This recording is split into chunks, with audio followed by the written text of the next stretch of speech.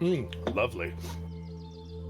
Good morning, everybody. Welcome back to Dice Soup, brought to you by Once Upon a D20 on the Patreon at patreon.com/onceuponad20. Also, hello very especially to the people who are watching on the Once Upon a D20 Dice Soup TikTok that just hit 1,000 followers. Oh my god. So wild. Holla. Yeah, that's a fun feeling going on in the back of my head right now, and it's not just the apple brandy, I swear. But I'm not drinking on stream. What are you talking about? It is mostly dragon fruit juice, I promise. I believe you. Also, hi Kenzie. I can see. Hi, Kenzie. Hi, Kenzie. Speaking of not drinking on stream, Kenzie, listen. Right. But when last we left off, the group had finished their shenaniganery out north of town. On the day, drove off the astral intruders. Ooh. And drove them back into the astral plane. Decided maybe not to go back to the lair of the gang boss. Astral Intruders, that's a band name. No, I know. Do it. You know what to do. Decided to maybe up their game a little bit. Move to the up as the kids call it, but it's actually called the Idlework Shelf, and go and enjoy perhaps a slightly less dangerous game of let's go get drunk after fighting. Going and doing so, some people making multiples of themselves to screw with a bartender that they got absinthe drunk, or as we lovingly call it, mind eraser greened. And we call them Megals, mind erasing green liquids. Yeah, nailed it. Megals. With all the other things going on, Akira was paying attention to some longer hairstyles because Akira is very attentive about things and asking questions. And it turns out when you start asking some very personal questions about somebody and they are intrigued by the line of questioning, sometimes they ask you to dinner. And Akira very graciously accepted, and we come back to the crew lined up at a bar. Most of them with a drink in their hand. Most of them with some sort of food being brought out to snack on, and. Your Ramdena, I believe was her name. Ramdena has gotten back to work. A little pep in her step. Akira is going to ask. Well, I mean, they're already speaking out loud. They're having a streak right now. They're going to ask someone close by about where they can find a clothing shop. All right, so as you just where do I go?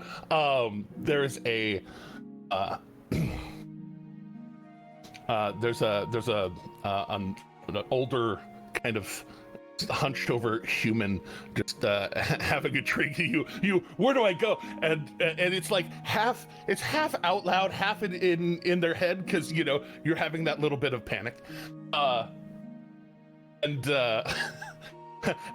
they look very intently, because all of a sudden your voice is in surround sound, and there's the Crescent Weavers on the road. Thank you. Got it. Which they say out loud. Yeah. Got it. And Akira's going to scamper back to Eridrin, because Eridrin's here now, and Welcome, Ro. and tell them that they need to go buy clothes to go out with the dwarf girl. I want to go to the clothing store. I mean, of course. Yeah, do what you need to do. Do what you want to do. Pick out something nice. Okay. They're saying this to you in your head. So yeah, Akira, I guess, is going to run off to the clothing store. All right. Heading out to go do the shopping. Back to everybody else for just a moment. Are there any other things anybody else wants to be working on? This is a post now afternoon. Heading into the evening. You've got a couple of hours before things are going to pop off the way they do in Hupperduke.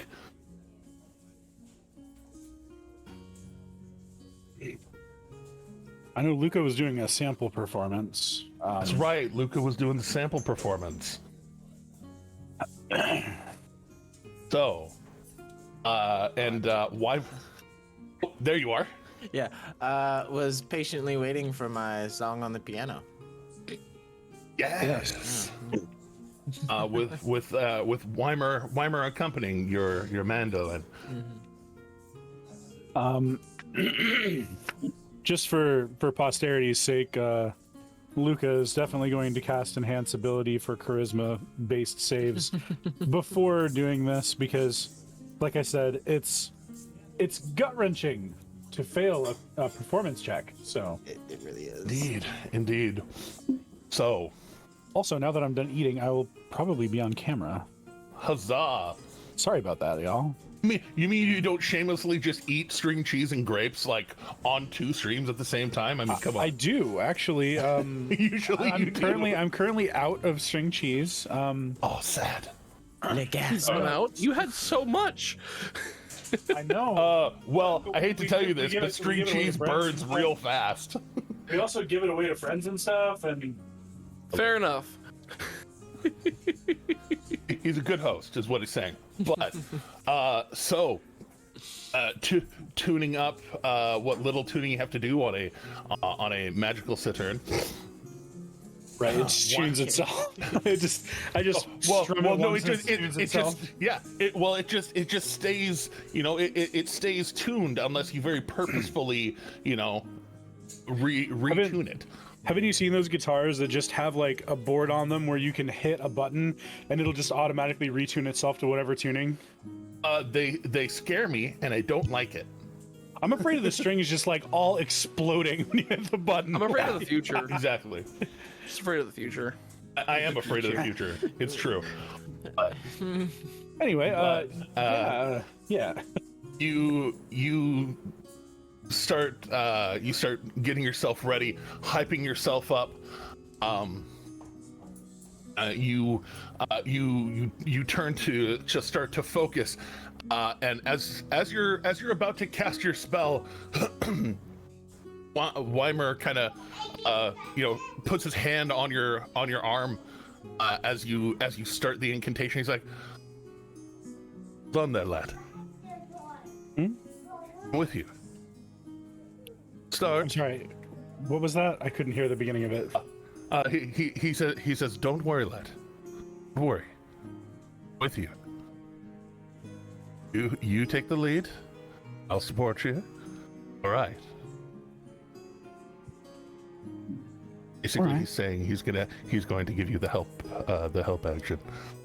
Oh, okay, cool. Mechanically, he's saving you a 2nd level spell. That's cool. It Aw. would actually have been a 3rd level spell slot because I'm out of 2nd level spell slots today. Oh shit. Yep. But, how would you like to proceed then? Well, if he's helping and he's proficient in perform, I get advantage anyway. So that ends up working out perfectly, I think.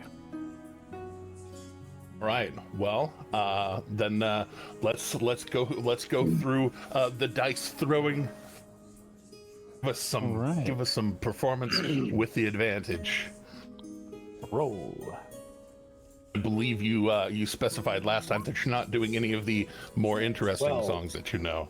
Nope. This will be something more original, but it was either an 18 or a 20, and it's going to be the 20. So. Yeah. So starting out strong, you start getting into it, and there's a moment where he lets you set the pace, and then he just starts adding in a lot of the lower piano kind of rhythm and beat, kind of keeping it going. And yeah, your first like 2 songs, absolutely immaculate. Please continue. Would you like more checks? Yes, please. Okay. Please continue the rolling of the dice. All right, Ceremonial- one moment. I'm adjusting Ceremonial screens. throwing of the digital bones, if you will. I'm adjusting screens on my screen. Because for some reason... Hashtag digital bones, that's also a band name. T-shirt. That's Roll great. them digital bones. Roll them digital bones. All right, let me go ahead and find that screen again. Sorry, normally everything's like already set up on my computer where everything just pops into place when I sit down for stream. Today, everything is not. I have no idea what you're talking about. Yeah. Zing! All right. Still gonna be pretty dang good. Oh yeah, still quite amazing, as they say. Amazang. Amazing. And You got some weird slang. Amazang slang. Indeed. It's so good. As Akira is asking around and going and talking to Erdrin and then leaving, I am even going to say that so far with these two first rolls, Akira, you are going to get a free D8 inspiration off of this performance, as it is you're up to a D8 at level 5, right? 10. Let me check. I actually did not realize that. Oh yeah, by the way. Yeah, that's. Sorry, I didn't know. We are up to a D8. So Hell yeah. it lasts for 10 minutes. Hey, if that makes you feel like you missed something, don't worry, because I found out that I didn't take my my ability score improvement or a feat on my 4th level. I always like to remind people that I do have in fact 20 years of experience playing D&D. However, almost none of that is 5th edition, which is why I ask so many questions on stream. Indeed, and that's the thing. Don't be afraid to ask questions. Right. I'm good for them. Yes. So Akira, you do feel somewhat inspired as you go to leave and head to your stuff. So hold on to that. That's a D8, whenever you want to throw it, to improve one of your dice. I'm actually super excited that I have a D8 inspiration now. Go ahead and go ahead. That recharges on a short rest, even better. Yeah, that's go so ahead. cool. Throw them bones one more time. Okie dokie. Let's see if I can ruin everything I've just done. Indeed. Hey, I rolled a 2 and a 1 on advantage yesterday. Well. It's fine. Well, listen, listen. With that, yeah, I did not fail. with that, quite the opposite, in fact. That makes it, yeah, Lordy. I am going to declare not only did Akira feel that D8 of inspiration, But yea and verily, the bar feels a full D8 inspiration. Everybody, that is not one of those. It's until you take a long rest. So everybody gets a D8. Cool. So it is including you actually. Me as well. Yeah, you are part of the bar in Toto. So You nat 20 twice and you 21 on the other. It's like, Yeah. you do pretty good. one might say. So until you take a long rest, everybody's got a D8 for any. I believe inspiration is any D20 test. Is that what we're calling it now? We'll see. Can be added to one ability check, attack roll, or saving throw. Throw. I don't know what a saving throw is, but we're about to find out. That's a saving thrall. Really Adkiss. No. So Can I just create thralls that save me? I'm just saying. I mean, you hired Atkins. It literally hired Adkiss, so technically he's really not hard to enthrall with his extremely single-digit wisdom. It's fine. Reminds me of playing with Umueto. Indeed, but as the bar is filled with incredibly immaculate song, and really, Weimer kind of takes that same approach with each song, basically letting you set the tone of it, and just kind of like nodding along and catching the beat you're putting out, and then just kind of doing his thing, just to accentuate what you're doing. And again, immaculate, just absolutely fun. And as it ends, you see the gentleman Sid come back out from the bar, or from basically backstage, back end of the bar. Still, like after a good 30 minutes, kind of letting the mind eraser pass through, comes out and just very much just comes on the stage and says, "All right, folks, tell your friends. What's your name again?" Hold on a second, I actually have to double check that because we didn't give my normal name. It's Callum? I think it was Callum, but I'm gonna make sure before I commit to that. Callum sounds about right.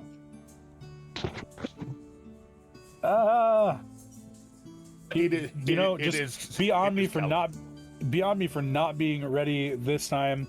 My notes were set to a completely different campaign and everything. I am just not on it today. It was definitely Callum. You are right. All right. So it's Callum. Bearded would have corrected you real quick. He's Oh off. yeah, for sure. He's off or shrunk down. I can't tell. Oh no, Disappeared. shrunken beard. Ow. The shrunken beard. disappear It's into the another quantum band name. verse?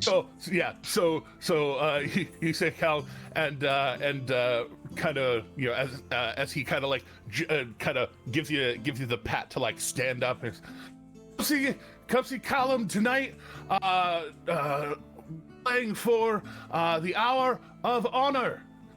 Yeah, and there's a whole applause from this afternoon crew, which is light compared to like a full bar, but there's still like 15 people besides your group in the bar, and there's table banging and cheers and applause. People truly enthralled by your performance. Luca will give a very surprisingly courtly bow. And Weimer, as you're taking your very courtly bow, Weimer comes to the side of you, lets you, get a couple of bows with you one time, and just gives you the hand on the shoulders. Fine. Well, I mean, it's always good when you've got really good accompaniment. Not entirely sure you really needed it, but... Oh, but I definitely appreciated it. Are you going to be here later as well? Yeah, I will be. All right. Well, I'll split any tips we get with you. Bet. All right. All right.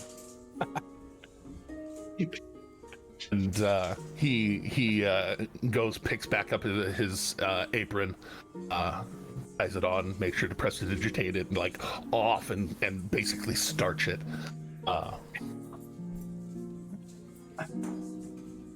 And then with that, I think. Oh, go ahead.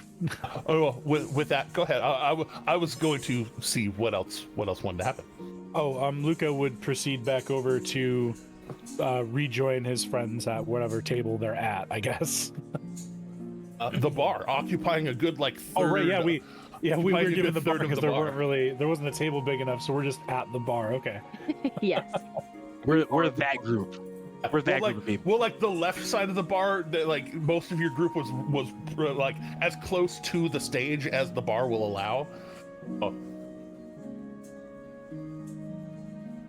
I originally wanted to do the La Vie Boheme, just like throw some tables together thing, but they're all round. Right. If you've never had to sit in the corner of two connected round tables against another person in the same corner of two round tables, you have not lived at a restaurant yet. I've done it. Indeed. So with the lot of you, are there any other things to take care of in the bar this afternoon before things really pop off?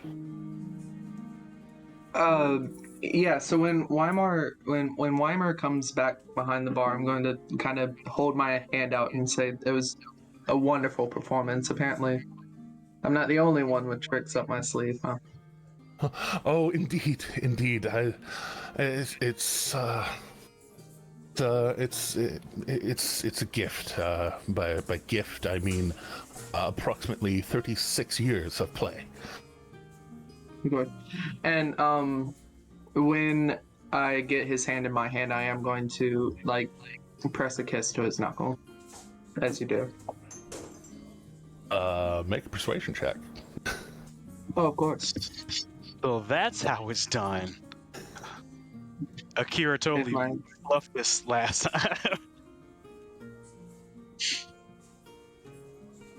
1 second, my character sheet is wanting to load very slowly again. Character who dis? Yeah. Get it. No, luckily same character. It wasn't going to be same character, but indeed. Sorry, my spoiler. What? Okay. There you go. It is a 15. Okay, it is a 15. Well, you kiss. Eddie, he kind of smiles a little bit and lets it happen. Like doesn't try to pull away or anything, and just indeed. So when does your shift end? Well, it was going to end fairly shortly. There's there's usually a shift change in about an hour and a half or 2 hours, but I just got roped in. I just got roped into an agreement with your friend over there. They wanted me to accompany them. So at least Sid committed him through Hour of Honor. So I'm here through the drinking contest. But what are you doing after that? You see, I was hoping that I'd be able to do something with you after that. Spend some time.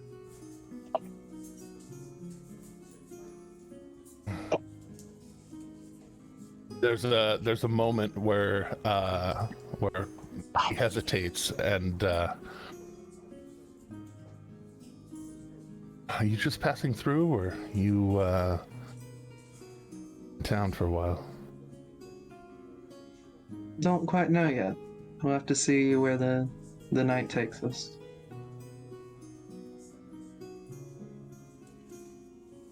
All right. Check you out. We'll see where the night takes us. He gives a very proper bow and kind of like straightens the apron with his other hand as he. As he's walking off, in his head, I'm going to say, if you thought Move Me was the only trick I had, you have a lot more coming. And I'm going to cast my invisible mage hand to kind of do like the finger walk up his shoulder a little bit.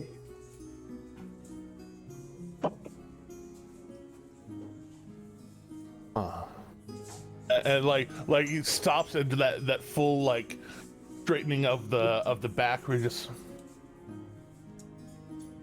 And then just glances over his shoulder, a little bit of a grin, and just how's yourself, lad? Sorry. Yeah, but there was a smile to it. Less aggressive than when there was suddenly a shadowy you behind the bar. Of course. And I'll tip my hat to him as he is heading off to do what he needs to do.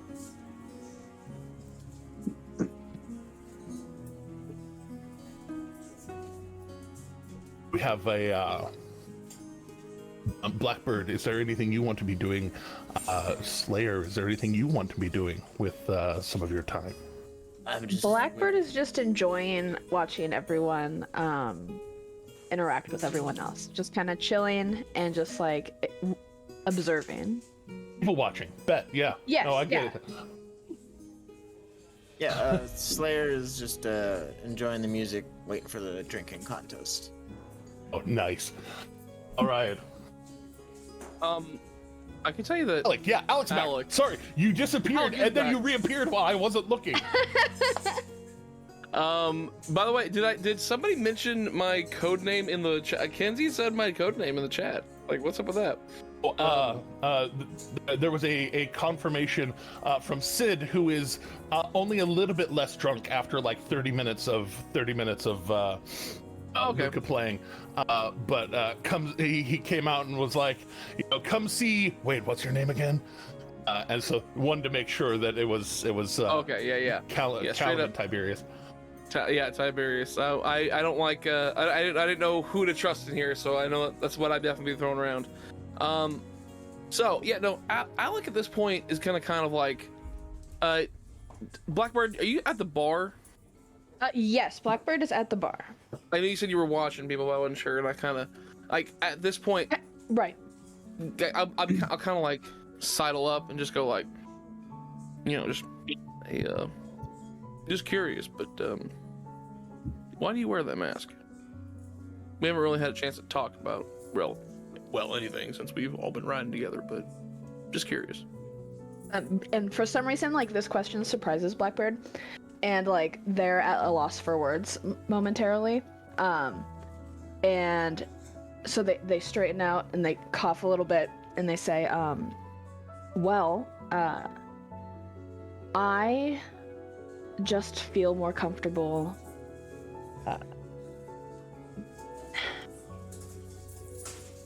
and it's almost like they're shy, and they say, I just like to act on my own without any outside influences, if that makes sense to you. Oh, I understand.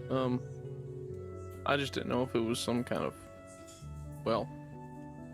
personal reason or if it was some kind of, quite frankly, a religious reason or something like that. I'm just curious, but I mean, I feel like at some point everybody's got to unmask, and in your case, it's almost quite literal, but. And he kind of like takes a little bit of smirk to himself, kind of like under his breath, kind of like me too. But and so he says, "But I just curious. I didn't know because I'll be honest, I don't quite get you. I'm like, see, I look over it. I'm like, I said, I'll point to Luca, and I'm like, so he's good with words. He's good with his, his instrument. Look over to Ergen. I'm like, he's good with weapons. He's good. He's kind of like me. He's got a little bit of anger in him." And then points over at Akira, and I'm like, they are very, very skilled with what they do, and very unique in how they do it, and also just all around a genuine person, you can tell. And then over at Brandor, saying, and Brandor, he's one of those guys that you can always count on, and he's pretty straightforward. He's again good with weapons and everything. And he looks around at everybody. He's like, and then you got Slayer, he's Slayer. That's just kind of how it goes. Slayer just he just does it. He's earned the name. He's definitely earned it. And then he looks back at you and he goes like, but you, I can't quite peg. I mean, you don't. Quite frankly, like every time you do any kind of your stuff, your shtick, as it were, I'm not gonna lie, I can't peg the source, and just curiosity's got the better of me. Blackbird's listening to everything that you're saying and like nodding in agreement as you're kind of describing all of our teammates, and they say, well. I'm just glad to be here, and maybe one day I will feel ready to unmask. But it's not necessarily religious. It's a me thing. It's definitely as you'd say, it's personal, and it's. And they hesitate for a second because they realize like maybe they're coming off wrong, and they say it's not that I don't. It's not you guys. I think eventually I'll come around to that, but it's not. I'm just doing me. Well. I wasn't even going to bring up the whole trust in us thing because, quite frankly, you don't need to. Like, we're a whole ragtag team of screw-ups and burnouts that just kind of came together in some way. But I just want to say, if at any point you feel like it's something that you are, and he kind of pauses and reflects for a second, and he just kind of looks off in the middle distance, like kind of like in front of him in the bar, and he goes, everyone deserves someone to appreciate them for who they actually are and not what face they put on. And I just want you to know that. And at any point that you're able to be a little more open and honest, which, not to say you haven't been honest, but a little more open and carefree, you come find me.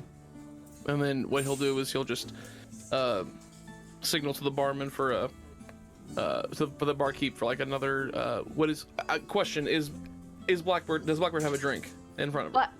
Blackbird does have a drink, but it is probably been swapped out for something non-alcoholic. Got you. Okay. Yeah. Like, but in the way that like Blackbird wants people to think Sid would have asked. 100%. But it's definitely like I want people to think that I'm drinking, but I'm not drinking.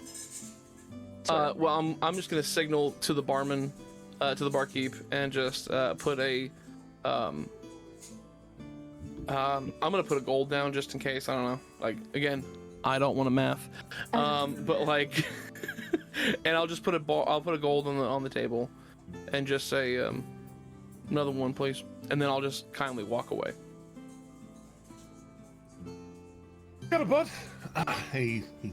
Sid scoops the gold off and goes down the line and kind of refreshes everybody's beverages of choice. These are solid cups where it makes it pretty easy. Where if you're trying to drink something non-alcoholic, you could nobody can see inside your cup but you, basically. So drinking is drinking.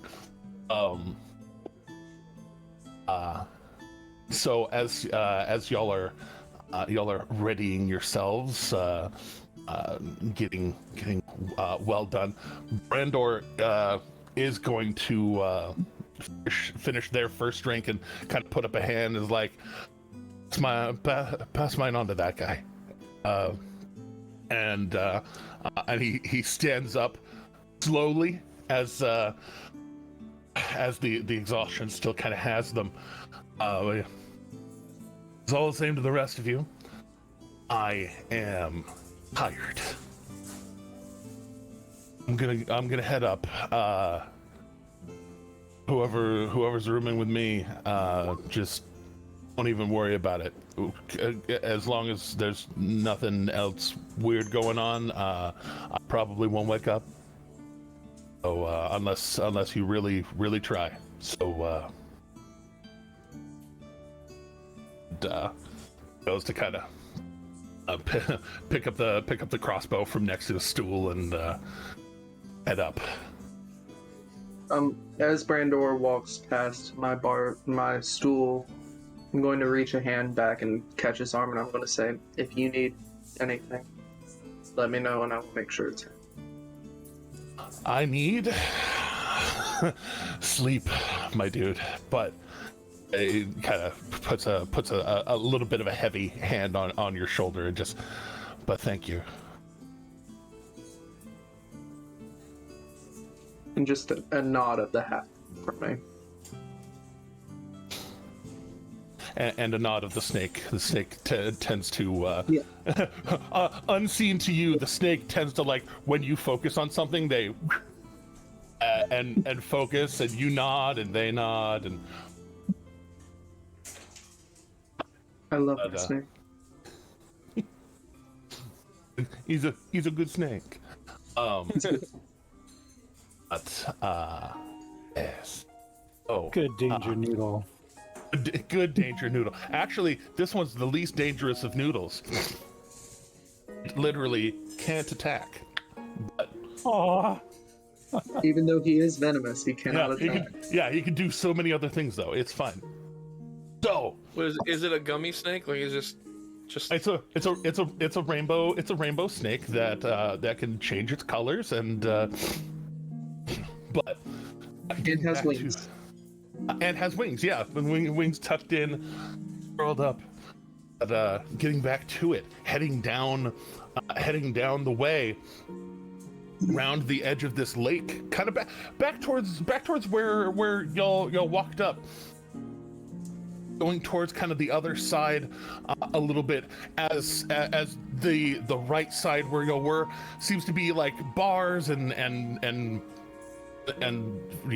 places of frivolity. Some of the harder working businesses, butchers and stuff. Even like as you're getting back towards where the lift is, like there's bookshops and things. Off to the left side is more of the more residential and lighter work, such as bookshops and a tailor shop that has a lovely crescent moon that looks like it's being crossed by a giant needle, which you getting up close on the door, no glass on the door, but very well calligraphied and woodworked, the crescent weaver, kind of around a wooden or a smaller wooden representation of the bigger sign. As you open it up, there is a gnomish woman kind of darker skin, but it's like a dark gray blue. She looks up, and as you and she make eye contact, she's looking out towards she's looking at you, and the whole of the room is basically bolts of cloth that are just kind of overlaying each other on the walls, somewhere between display and soundproofing. And they're just layer over layer over layer, and you can kind of see just about 4 or 5 inches of each part kind of shows beneath the next and beneath the next, and leads up to a little bit above your eye level, well, approximately the top of her reach, basically. Okay. And there's basically these like 2-foot spots for each set of this menagerie of color and pattern and design, and there's everything from fairly well woven wools to some of the stuff that's kind of at the top of these stacks that you can see. The shinier part are things like silks, reds and blues and blacks, and they do both sides of this kind of maybe 10, maybe 15 total foot wide by like the room is like 50 or 60 feet deep, and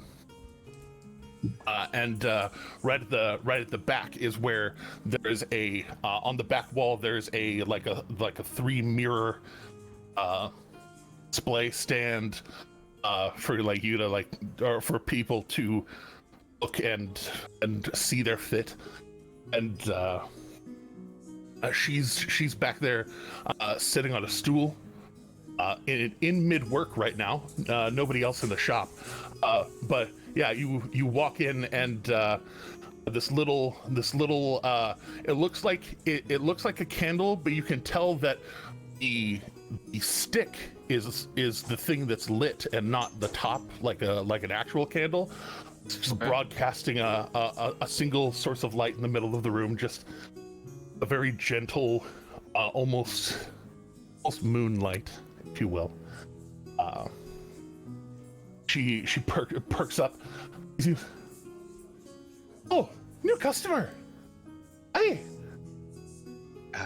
Kira's gonna take a deep breath. Hello. You're a spectacular specimen of a person. And she puts down the thing she's stitching, and stands up, and she is well built. She looks like she's seen some shit, just in the way that she you've been hanging around adventurers for a little while now, and especially in the shop where you used to work, you've seen them come in and out all the time. This person has seen some stuff. Is standing tall and walking, moving pretty quickly. But they get up close, and kind of look you over, and all right. And not even actually measuring, but just kind of looking you over. Come, and kind of tries to usher you in to about the middle of the room, right directly under the light. Akira isn't going to push against them, but at the same time they're kind of like standing, kind of like, very sheepishly, like okay, I guess. So they just kind of go with the flow. And as you do that, she's like, no. What's your name, friend? My name is Akira. Akira, my name's Bex. Nice to meet you. Thank you. And fucking told you, we're people of our word here. But I know you got it. And she shakes your hand, and it's weird. Her hand, when she shakes your hand, is a little bit cold, colder than it should be. Okay. Certainly not undead, but like just it's a weird sensation to shake a hand that is like a different temperature. Noted.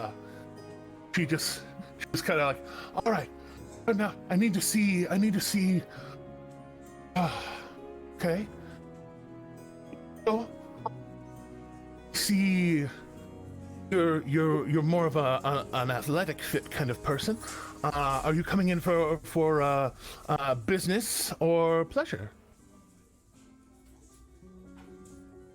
Like a dress, maybe? Oh, a dress. Is it again business or pleasure? I don't know what you've heard about the Crescent Weaver. I, Bex, and my counterparts, we make things for people who are on the go. You look like you. She kind of like gestures towards your blade on your hip. Look like you do some things fresh off the road. Am I right? Yes. Oh, I love. I try to keep aware, but yes. So that. Anyways, sorry. Daydreaming. You want again business, pleasure. I guess yes. This is my first time shopping for myself. Really. Oh, congratulations! You are such a beautiful creature. You deserve to be adorned in beautiful things. What's the occasion? A dinner. Hell. And like there's that moment of like excitement, and she stops. It may sound weird to you, but I'll ask it's going to sound. Is this a pleasurable dinner or a business? And she gestures towards your blade again. A business dinner. Given how things are, I guess I should be prepared for anything. Yes, generally that's a safe bet. So, all right, you have that blade. Are you looking to hide any other blades on you? No. Or are you looking to hide that blade on you? No, the blade can still stay at my side. Okay, that's fine.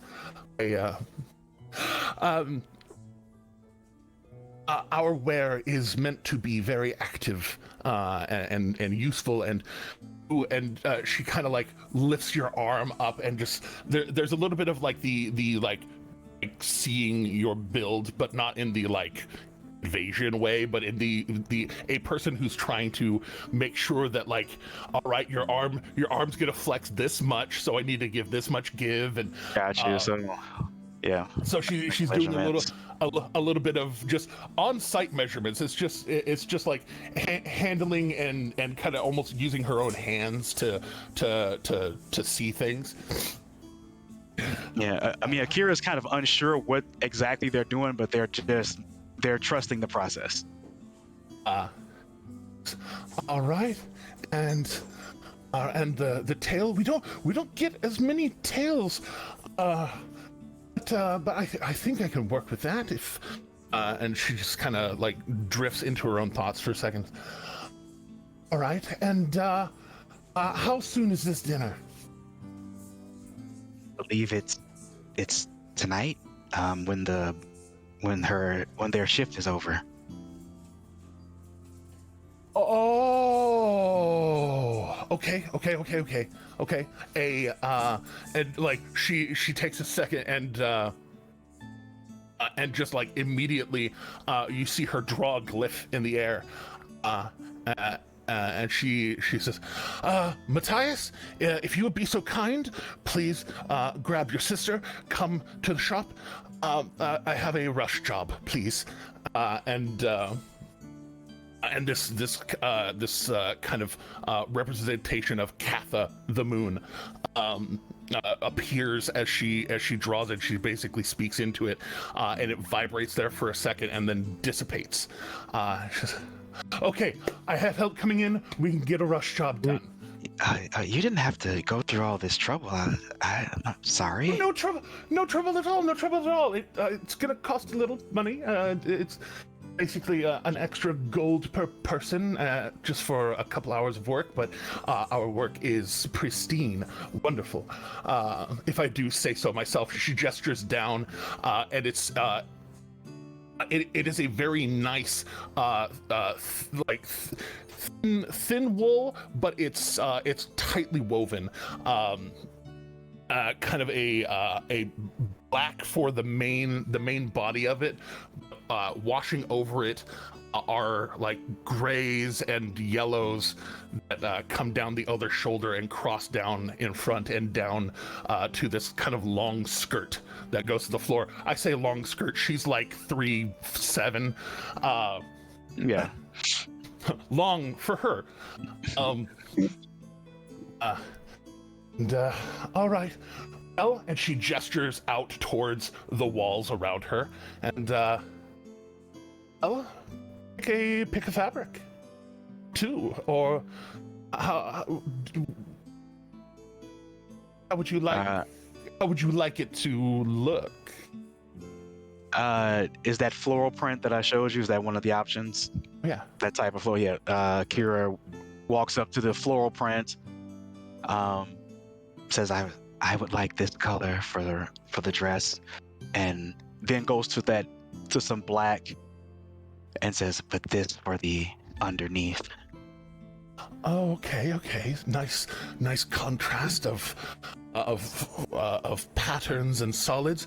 You may not shop for yourself very often. You do know a good look when you see it.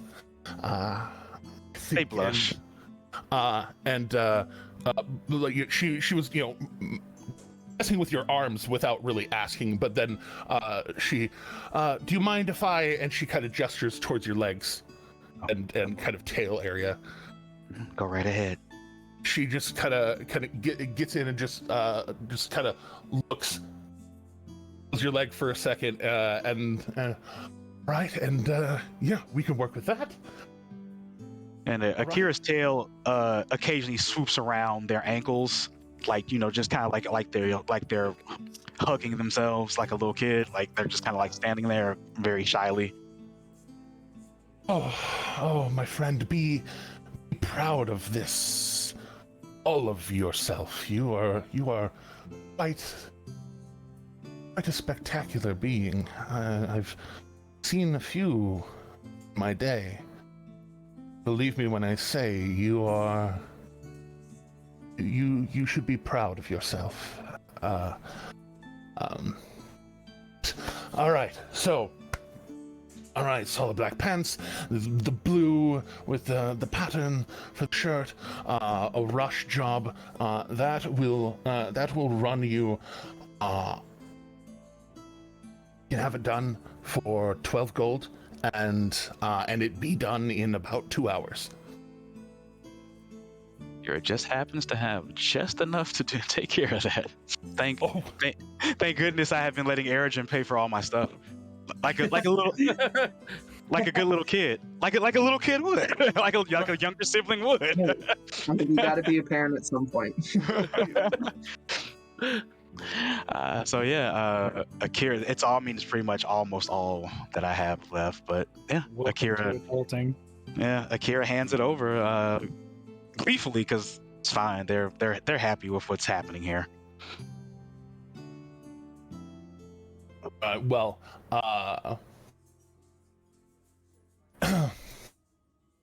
She takes the money and just kind of quick counts it. grasps it and tosses it into a pouch on her back, kind of like a reverse fanny pack, actually on her back. Drops it in, and then kind of reaches a little bit deeper than the bag actually has with her arm, Of course. and pulls out it looks like a measuring tape, but it doesn't have numbers on it. It's just long, and it has a bunch of just little ticks on it, and she kind of, actually going to truly take measurement. She wraps one around your arm and all right, now flex big. Akira flexes. And she ties it around and then just tears it off, and then lays that one down and very quickly marks it with a pen, or a charcoal pencil rather, and then does one for your leg, tears it off, charcoal pencil, and then one more time asks before going for your tail. Yeah, Akira will unravel the tail and let it, just float back. Just very, very quickly wraps around, tear, marks, and then does one around your waist and one around your shoulders, and kind of gets all the solid dimensions, and she just kind of holds her hands out, and you can stick around if you want, or you can get on to your day. This will be done. Thank you so much. I'll come back. And Akira actually runs excitedly back to the tavern. Well, as you're about to run out the door, she actually calls out, "Travel safely. See you soon." And you see, as you run out, coming from the tavern area, you see a pair of gnomes running. They look equally nicely dressed to your tailor lady, and they're running with purpose, like opposite direction of you. You have a feeling that perhaps Matthias, whom was called, and his sister, We're at the bar. yeah, scampering very quickly away from the bar to go and work. Cool. Yeah, Akira will run back and rejoin the group. And getting back, honestly, it wouldn't have taken you that long. And so you're kind of getting back right around the end of the set, hearing Callum be announced as the next big performer at the Blushing Tankard. Okay. Akira will actually very interested in Luca's performance. Will make their way to the front of the stage, or front, whatever the closest position they can get. Yeah, no, I mean the stage itself is only about like 2.5 foot rise off of the rest of the bar, and it's at the front of it is the very back of the room, and you as you rush in, Brandor kind of gives you the what's up as they're about to head up the stairs, and I definitely wave at Brandor. He just kind of nods with that like he looks happy that you're happy, kind of nod, as happy as he can moat right now with the exhaustion. Gotcha. Yeah. But yeah, Kira's gonna make their way to the front. Make sure that they speak or wave at any other party members they pass by to let them know that they're back. Give Eridrin a mental message that I'm back, and they're going to just go check out Luca's performance. Well, yeah, you all get to relax, converse, enjoy yourselves for a little while. I think if it's all right with the rest of you, we can take our break just a touch early today, and be back around 30 after the hour of whatever hour it is for us, as we encompass, I believe, the entire continental U.S. Except Alaska and Hawaii. I said the continental U.S. Yes. That's not. Yeah. But Alaska is still continental, technically. you're technically continental. Teddy, take us out.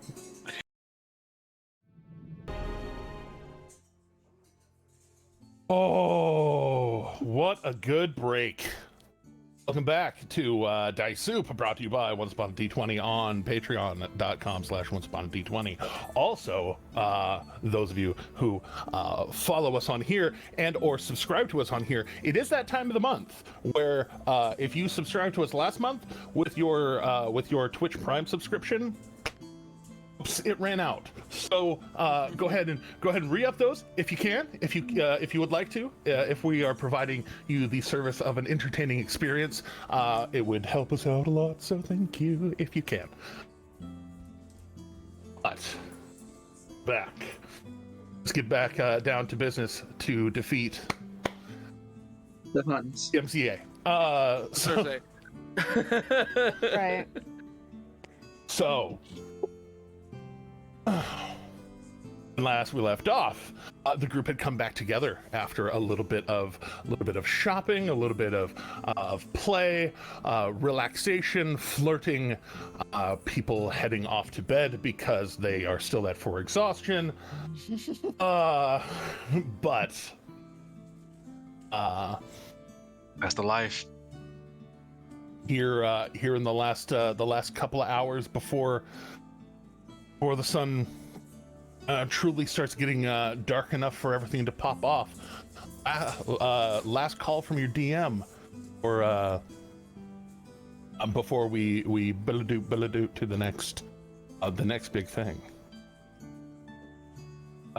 Does Luca get a chance to see Akira before Akira leaves for their date? Oh yeah.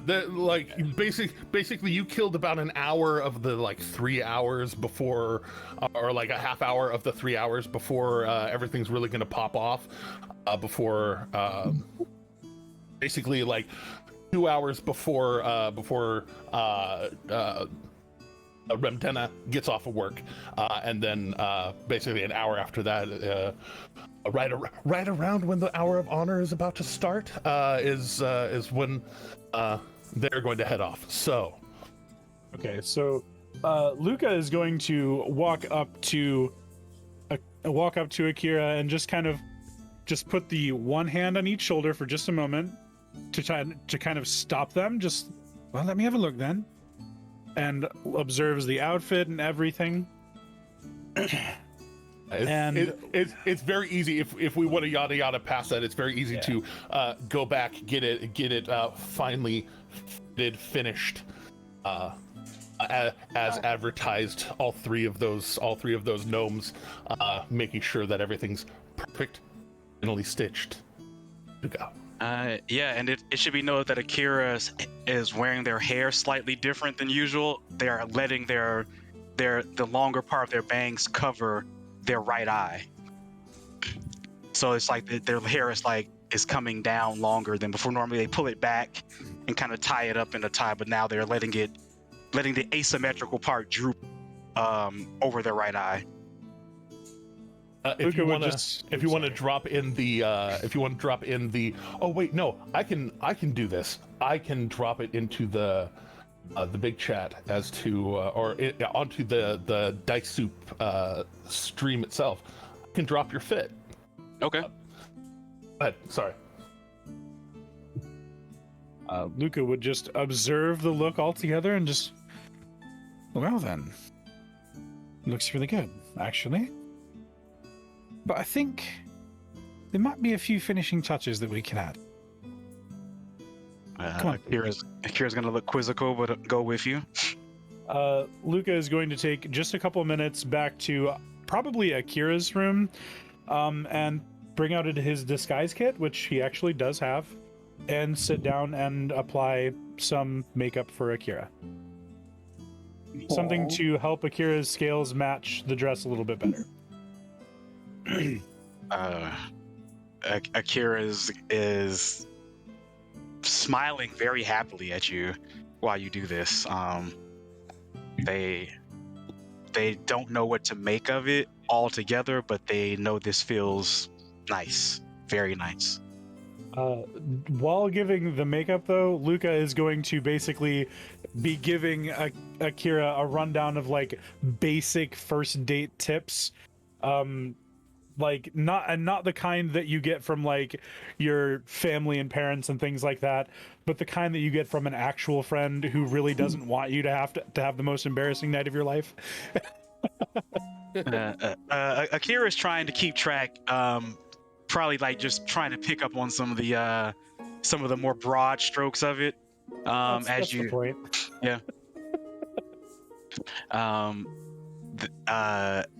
Yeah, they're listening intently, smiling when you apply the makeup, and then they speak aloud to you, not via mind speak. This is surprising.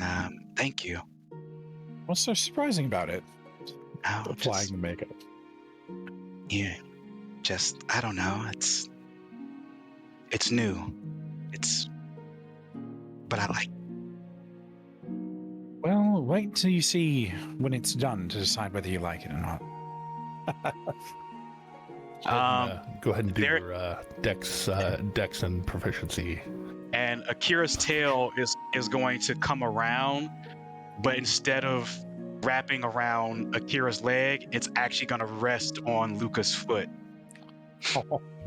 Well, for this is where Luca will burn that spell instead, then, because like this is an important moment for Akira. So Luca's going to make sure that he does it right, because I don't actually have proficiency with the kit, so I want to make sure that I at least do well. So you said it's dexterity? Dexterity, yes. It's dexterity without proficiency, though, right? Oh, if you're not proficient, then yes. If I can make it... Oh, I misunderstood. Wayne's outside. Hold on, trying to get it to... There we go. I'll burn the spell to roll it with advantage, though. Okay, cool. So it'll be a 16, so it's not bad. Also, if you're casting it with a 3rd level spell, as an aside, you can apply another one of those to another person for up to an hour. Do I have to apply the same one that I apply to myself, or can I choose a different one? You can choose a different one. When each person you target, you can hit with a different one. So, real quick, thank you for letting me know that, because that dramatically increases the usefulness of that spell for me. So that's actually really, really, really cool. Nice. So it's concentration up for an hour. So I think that Luca will be maintaining concentration on it as much as possible, I suppose. But I'll also pass over the charisma version of that to Akira. And am I able to change it? Am I able to change it, or do I have to, like, can I change mine from... Once applied, it maintains, but you can target each person with a different one. Okay, I was just checking, so I can't like switch mine to charisma later. It has to stay dexterity. Yes. Okay, that's all right. I believe they call that hashtag worth it. I think it's worth it. So yeah, 16 total on the check.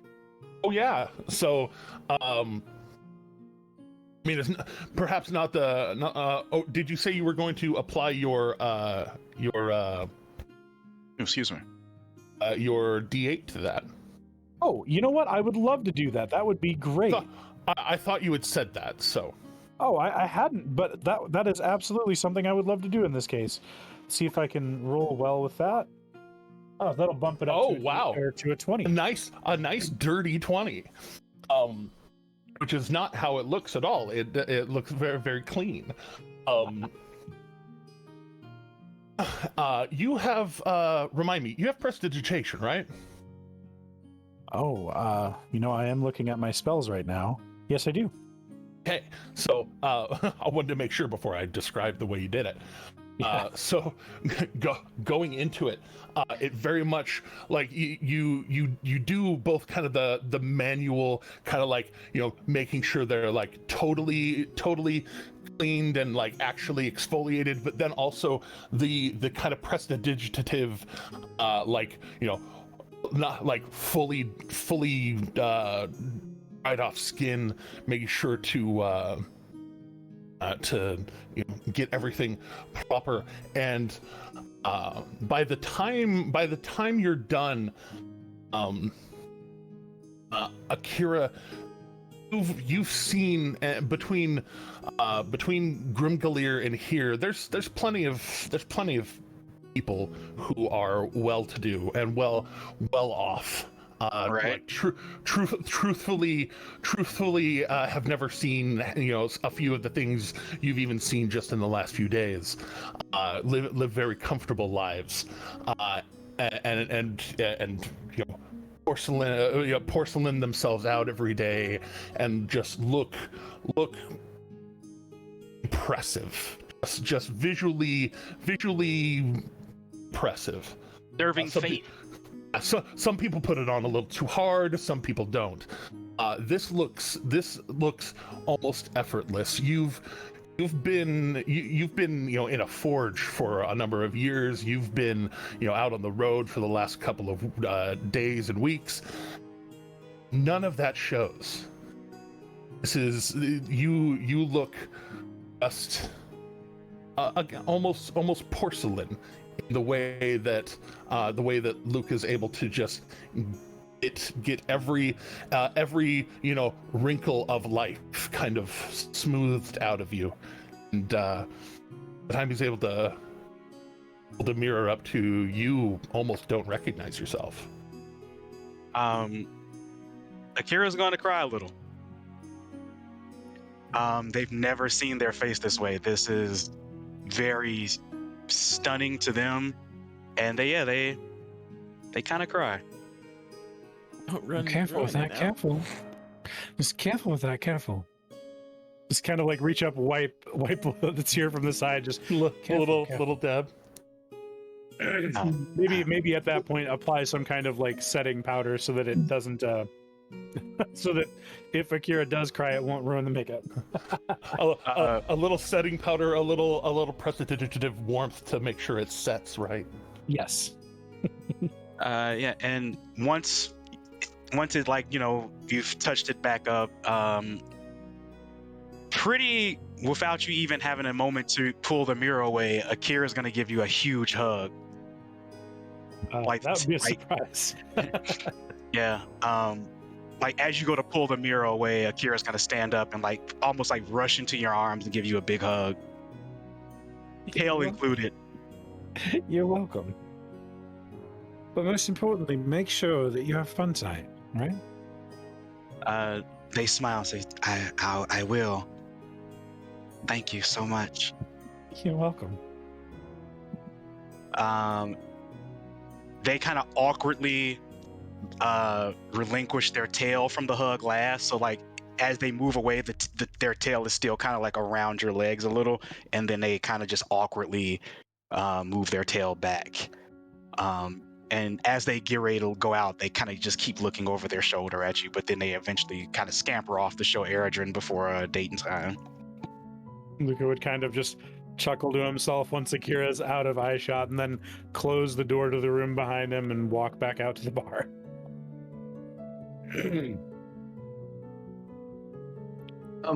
With that, when Akira comes in, I'm just gonna kind of like in Akira's head and say, stunning, amazing, beautiful, great, all the words. All the words.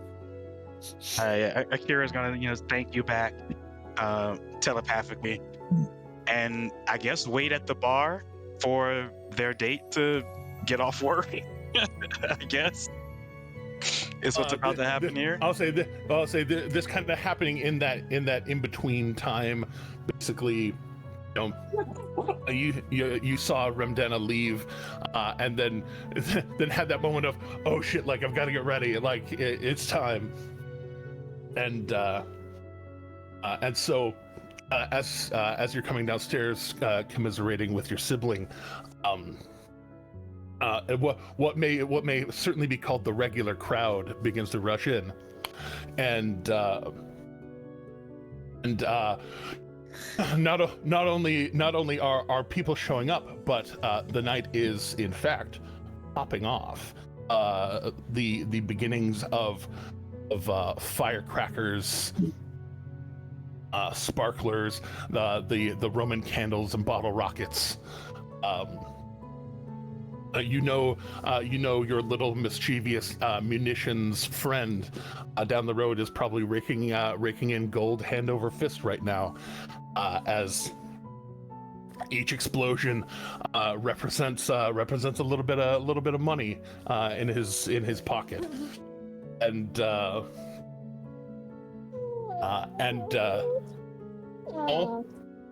is that a puppy? It is. It's. You can, if you look, you can barely see Kyrie right here. Yeah. I thought baby. Oh. Sorry. Again, dog tax. Thank you.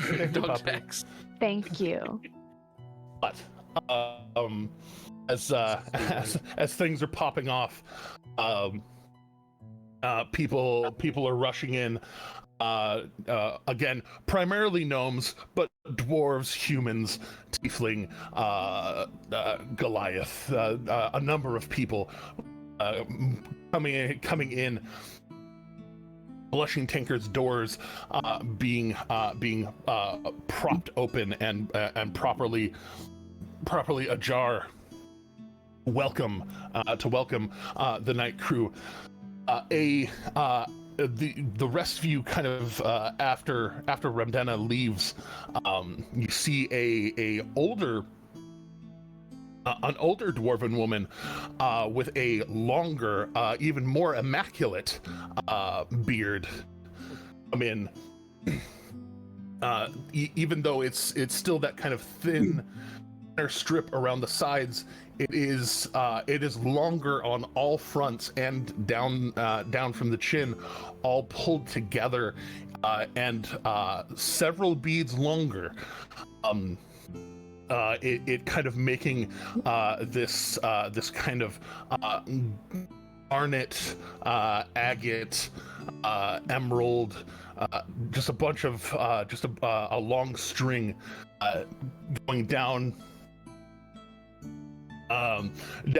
into her cleavage, and she is showing herself off pretty well, as she feels very comfortable in this space,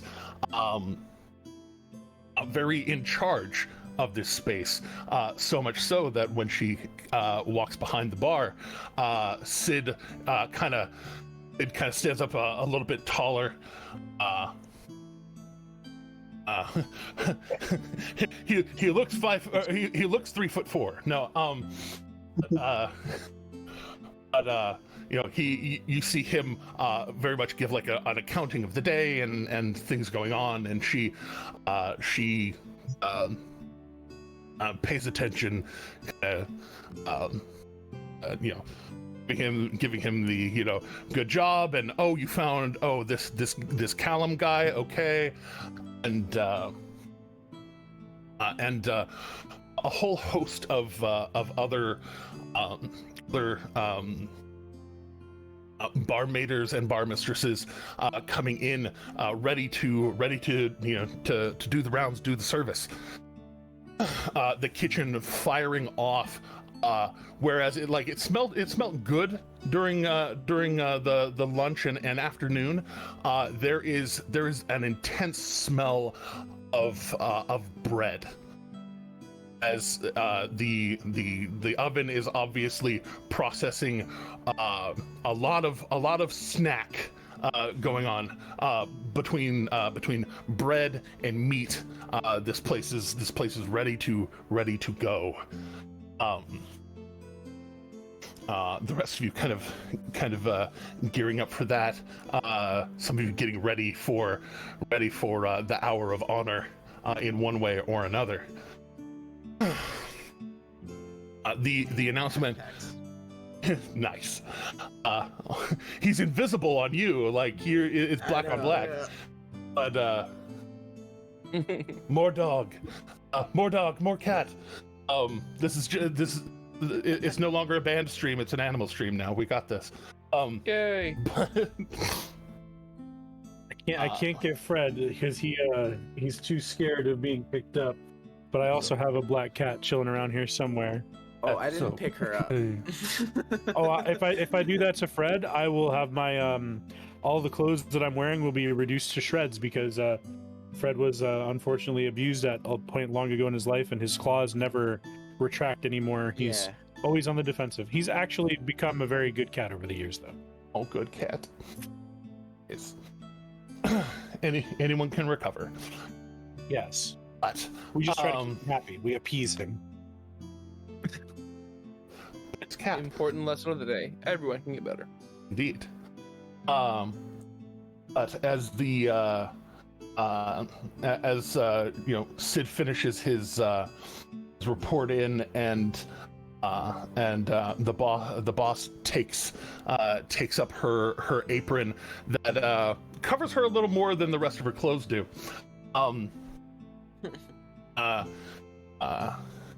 She reaches back and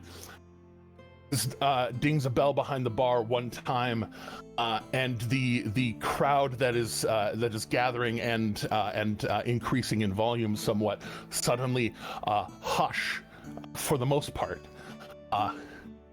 and she says, 1 hour until the hour of honor.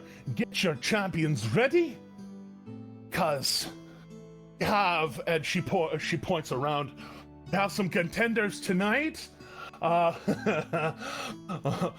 man Seamus there has been holding it up the last 4 nights, and this slightly green tinted skinned human over in the corner kind of raises a glass, kind of a fro of a smaller fro of red hair than Sid has, and not quite as vibrantly red, more dulled, almost natural autumn color.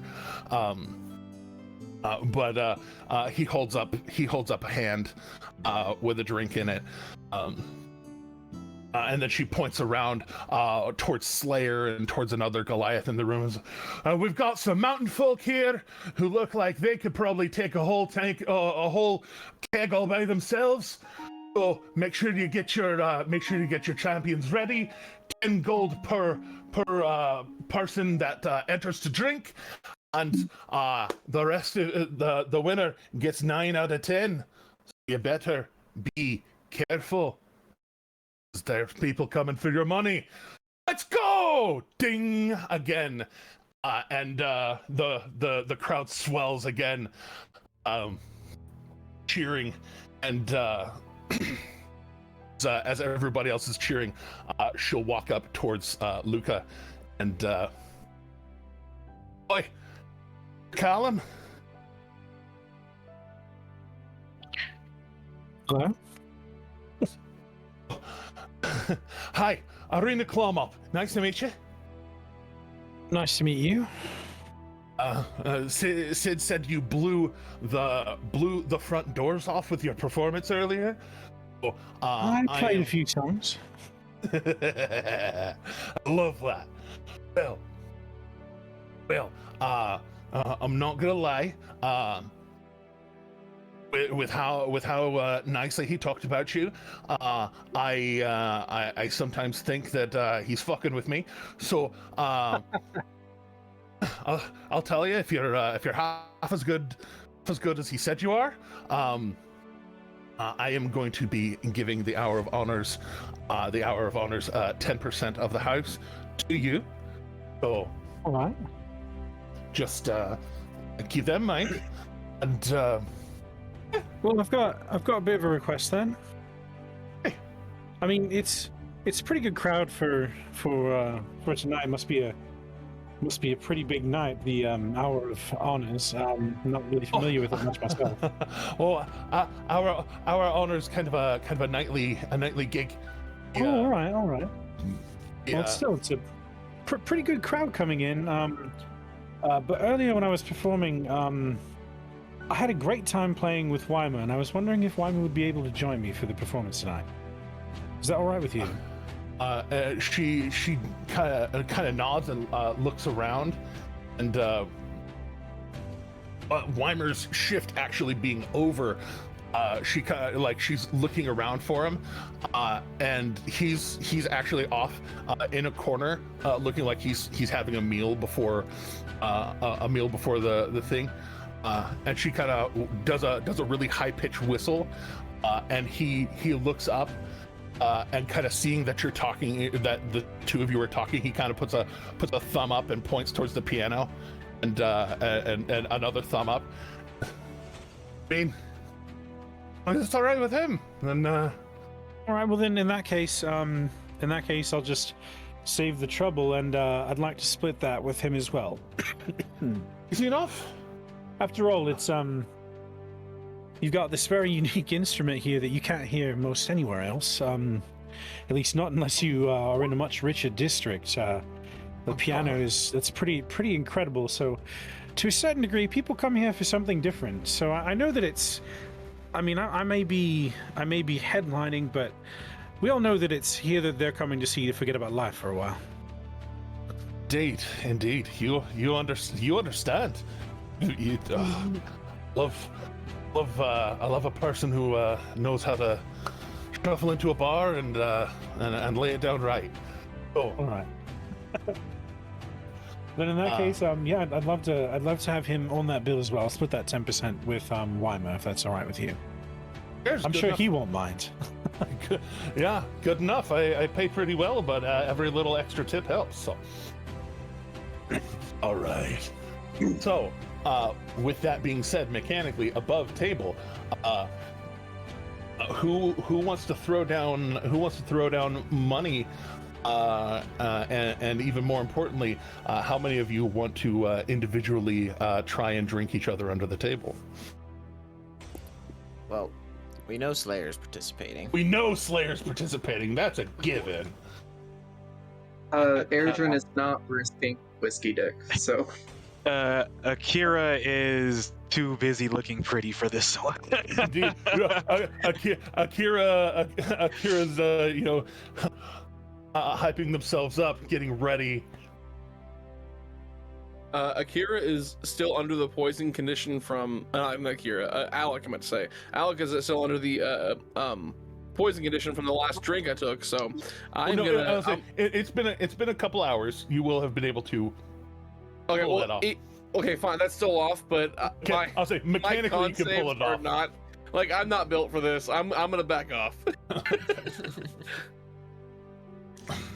Slayer's built. Also not participating. Okay. All right. And Slayer will throw down, I think, 20 gold. Oh, well, or whatever. Or, well, no. The entry fee is only 10. 10. Unless you're sponsoring somebody else to get blackout hammered, which is fine. Yeah. Let's sponsor somebody else to enter. He's the kind of guy. So literally any one of you any one of the group who would want to just do it for the drunk, can totally go for it. I didn't know it was just like a base entry fee. I was like, oh yeah, it's just base entry fee, 10 gold. You can openly bet with other people though. Other people who yeah, see, that's what I thought we were talking about. Oh yeah. So there is a of the 20 big round tables. They are making a basically a four table star, like a 4-leaf clover of tables for everyone to gather at for this hour of honor. With a space in the middle for someone with a cask to be there to make sure to fill everybody up. Can I ask? So you said there's another Goliath in the room ready, planning to drink tonight? She pointed them out, and it does seem like that person is rising to the challenge. I'm gonna walk over to that Goliath. They are several inches shorter than your boy, the Slayer. And in giant, because I mean that's the only way to do it. I'm going to kind of say to this Goliath, I'm going to say, you know, you look like you could drink pretty well, but I'd be willing to put anything that you can't beat my friend back there, and nod back at Slayer.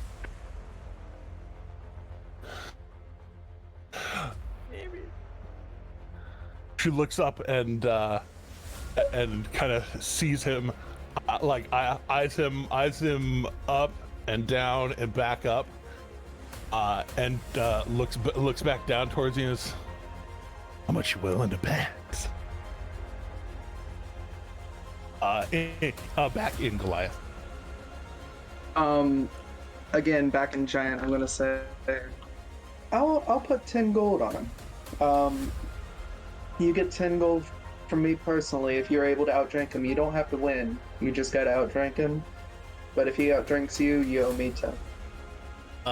And she puts a hand on your shoulder gently, not aggressively, but kind of brings the both of you over to the bar, and pops out a platinum piece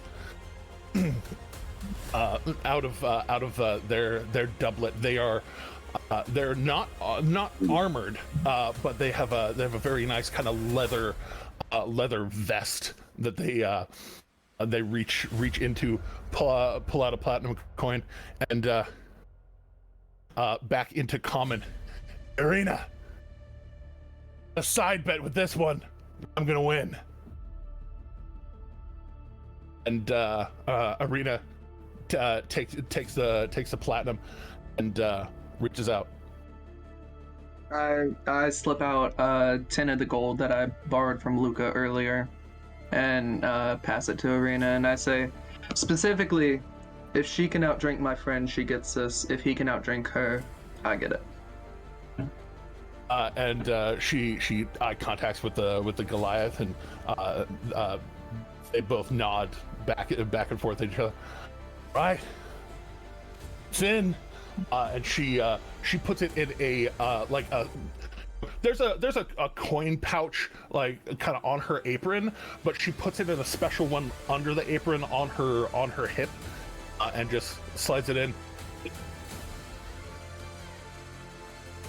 Taken. Any other bets in?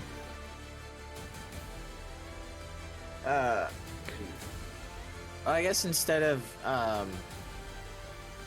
I mean, since nobody else does plan on joining, and they said that already, he would try to put just place a 10 gold bet for anyone who'll get in on it that he'll win. Right, we got another 10 gold. Any other takers betting against this big fella here? And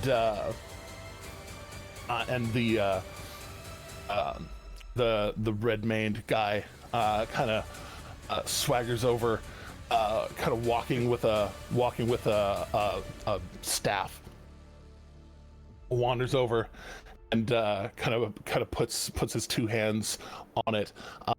He looks road weathered, but not stinky. Just he's been out on the road a while, and just gonna make it 20. Before Slayer answers that, I'm going to lean over to him and I'm going to say, "You already look drunk, though. How do you expect to win?" And I'm going to cast my echo on the other side of him and in his brain say, "Yeah, you're already drunk." He looks at you and turns back, sees the echo on the other side, like looks it over. That's a pretty cool trick. What are you talking about?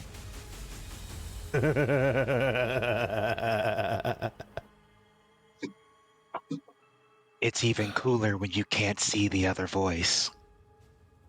You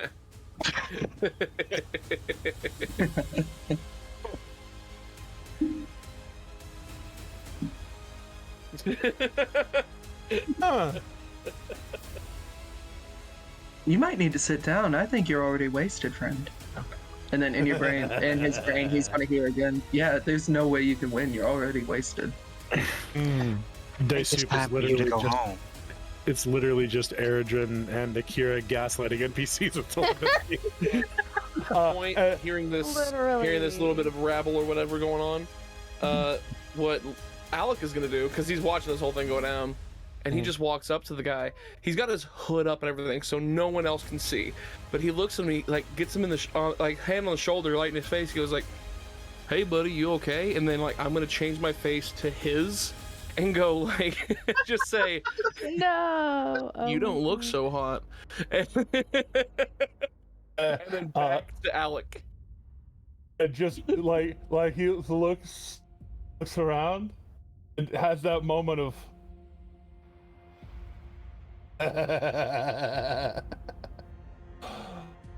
oh, bud, think you have think your friends here are all so scared that you're gonna lose. Making all sorts of weird shit happen. What are you talking about? And I'm going to dispel the echo before he can see it again. What are you talking about?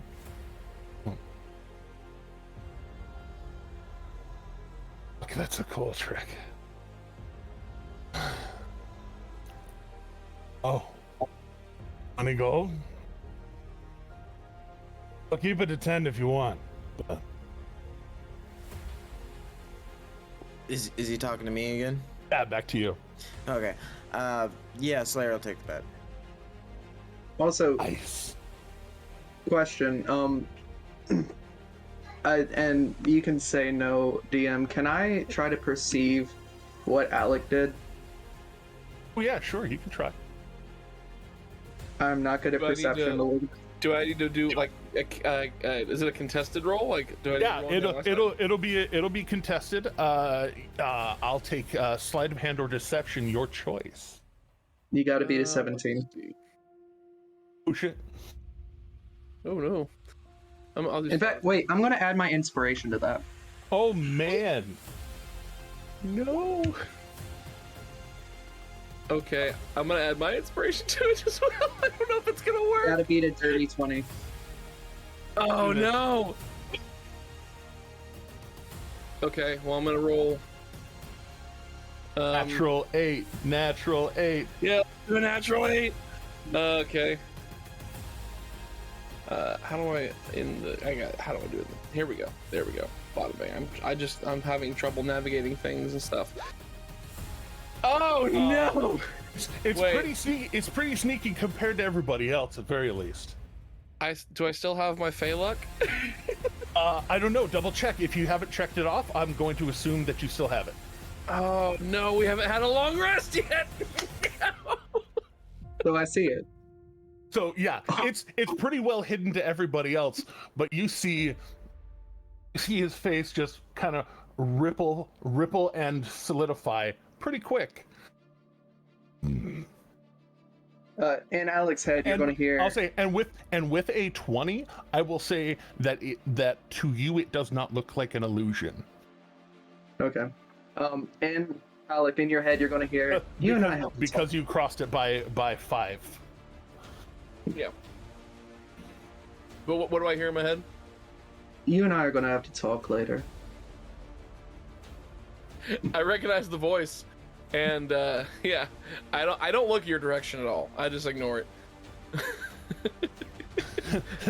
there's that quick look of, but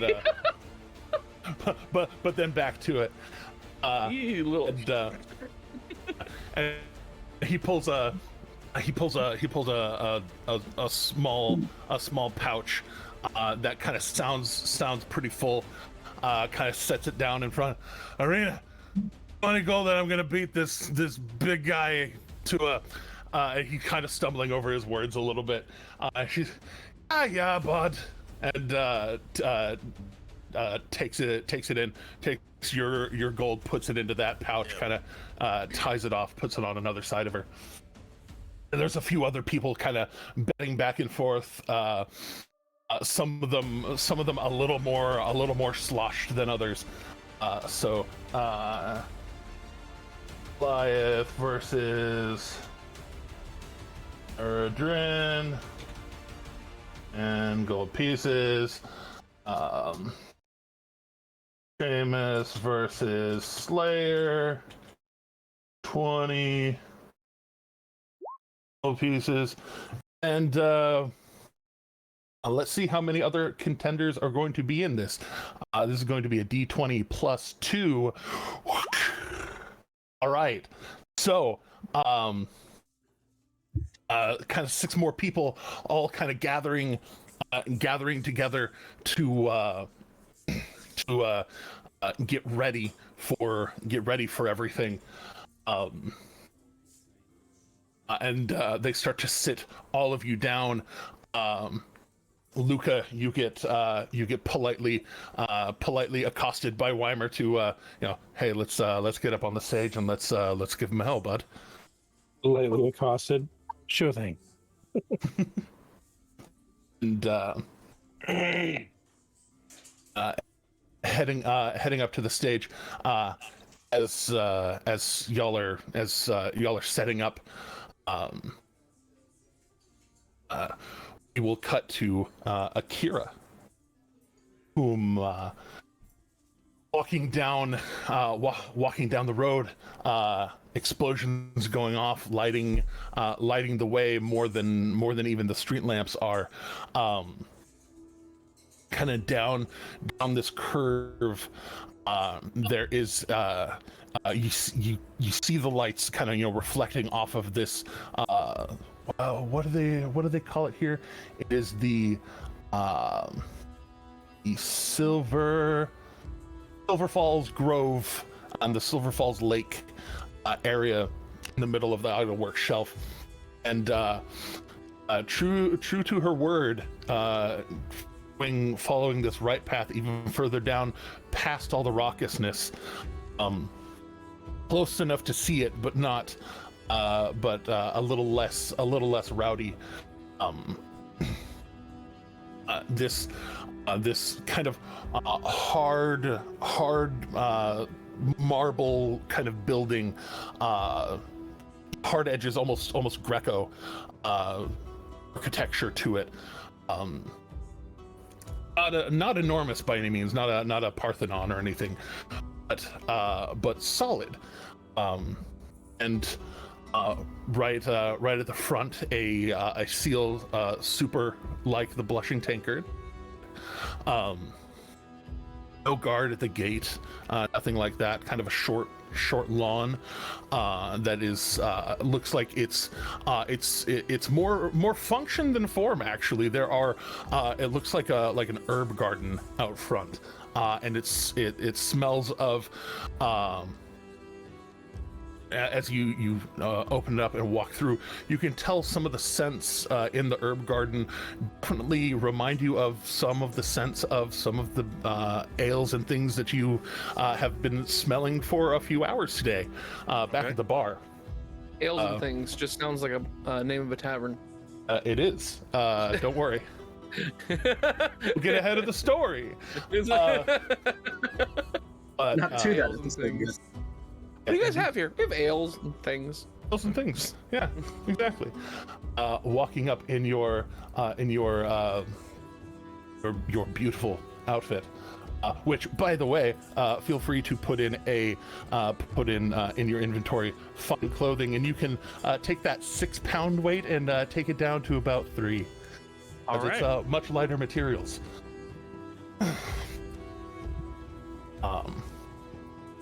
But as you walk up, there is a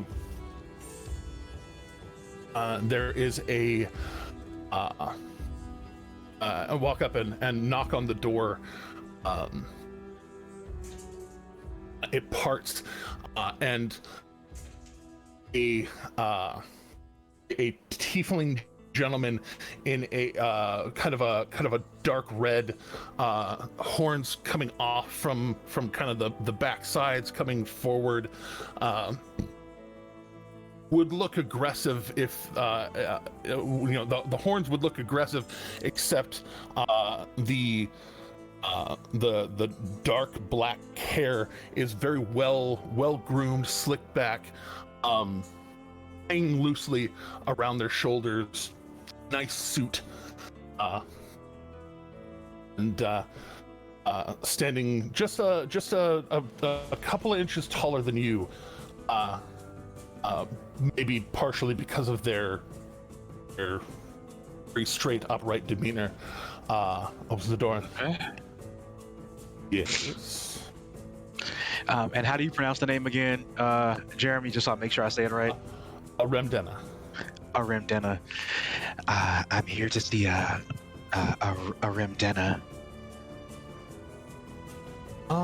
You are the visitor.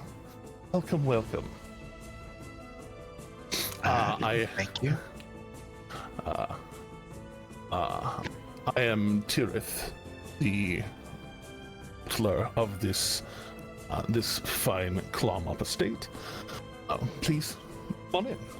And he into the entryway.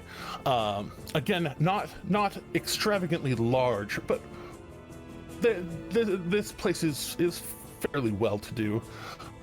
Going inside, when the front door closes, the explosions of down the street really mute. The stonework really kind of has an effect on the soundproofing, and already you smell the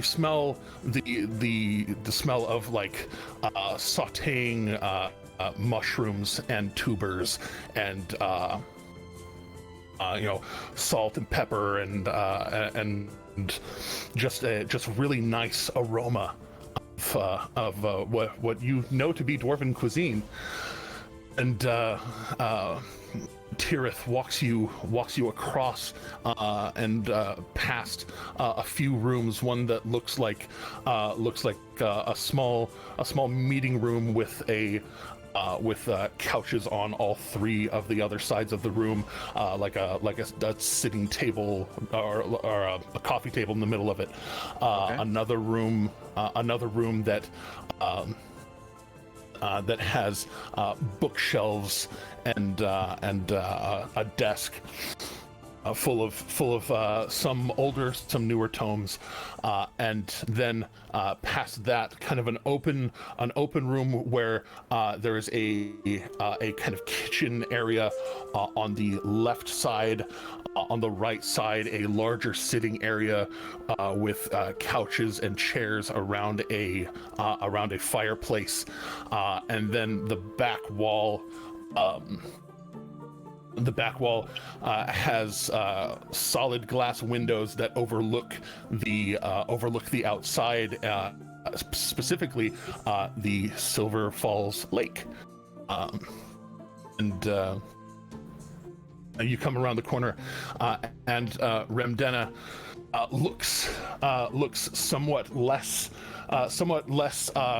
presentory than they actually did at the bar. they look like they haven't exactly had time to fully like make up like you did, but true to their word, they smell much cleaner than the bar, as well as everything else in here kind of smelling this very delicious effervescence of food. And she turns around, sees you there, and says, I lost track of time. You can tell she's very nervous. Kira is going to, unfortunately, but just as a reaction, start off in their head, saying it, and then realize what they're doing, and so then speak aloud. So it's quite, and then they're gonna use their voice. It's quite okay. It smells nice. Well, that's reassuring. I burnt a couple of potatoes earlier because I don't do this for people very often. It's fine. Tirith, if you don't mind, and she kind of go ahead and take your leave. Thank you. And he very, very properly kind of bows and heading back towards the front of the house. He goes through another door that was shut close to the front door. That looks basically like he's going to his part of the residence. She just so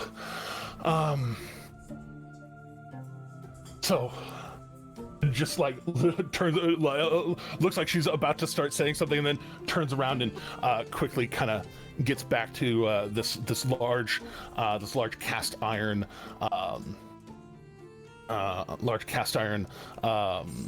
pot that is kind of mixing a stew on the inside of it. Okay. And what brings you all through town? We were retrieving our cart and had some business in town, so we're here for the night. Oh, wow. Quite an eclectic group you have. How long have you been together? Just a couple months.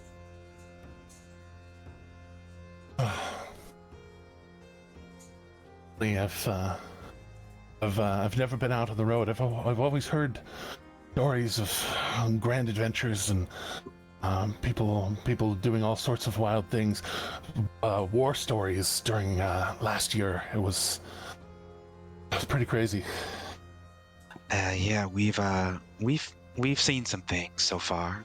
This is my first trip out, so I've never seen sights that I've seen lately. Where do you said you come from Grimgalair? Yes. What have you been doing there? Akira has to mentally not mention the clasp. Just working with my brother at a shop. They point to their sword. He made this for me. Oh wow! And she abandons the pot again to kind of like look it over, and has a moment where she kind of wipes her hands off on her apron. Do you mind? Yes, and Akira will hand them the sword. And unsheathing it, that silver ting ringing off, and she holds it up and kind of with some of the firelight and the fire coming from the stove area as well, looks it over and just she is just wide-eyed and I don't think I've ever seen anything like this. And very carefully, not in a very unpracticed kind of maneuver, just kind of like turns it around and gently two-handed hands it back to you. Akira will take it, sheath it, like flip it, sheath it back properly. Yes, Eridrin is quite good at what he does.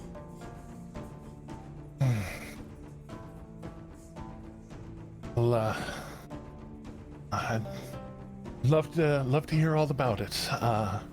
Let's and to summarize a bit of the evening, perhaps. Go ahead and rock. I guess it would be persuasion checks. I think I am presuming that you are being genuine. Yeah. So go ahead and rock 3 persuasion checks. One of those you can throw your D8 onto if you need to. Oh, actually, I did that incorrectly. Hold on. Which Sorry.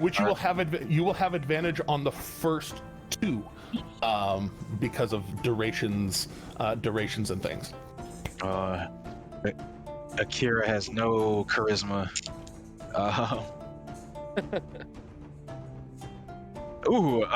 That's a 19 for the persuasion. All right, so that's the first one. Go ahead and rock. There we go. Come on, computer. You can catch up. I believe in you. Second one is a 7. All right. Roll advantage technically. So. And then a 5. It's like it was 7 then 5. Okay, so the first one's a 19 because you have advantage on the first 2. Okay, so then it was a 19 and then a 7. That's a 19. Do you want to put on your My D8? Yes. Yeah. So there's. I sure will. I'm seeing it. 8 and 19, so that's a 19. 7 and 5, so that one is a 7 plus 6 is 13, and then you rolled a 5. 1. That last one is a 5. Okay. Yep. Yep. There's a lot of the like the conversation goes well in the beginning for sure, and you can tell that it's not even that she's off put or anything.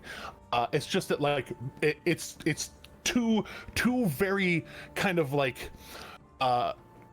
you can tell she puts on a bit of an extroversion out at the bar, and she's almost trying to put that on here too. So but after a while, it becomes basically two very shy people kind of getting used to each other's company. That sounds about right. Where conversation kind of runs out, but it's not like she doesn't want to be there and doesn't want you there. But kind of conversation runs out and y'all just kind of start getting a little more comfortable with each other's presence and a little more comfortable with the quiet. And it's the occasional piping in of this or that.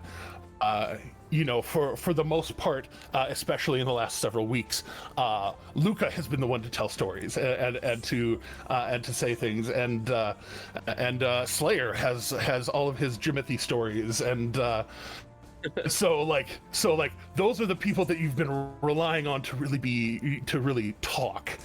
Yeah. So when the stories run out, it just kind of becomes the two of you eating dinner.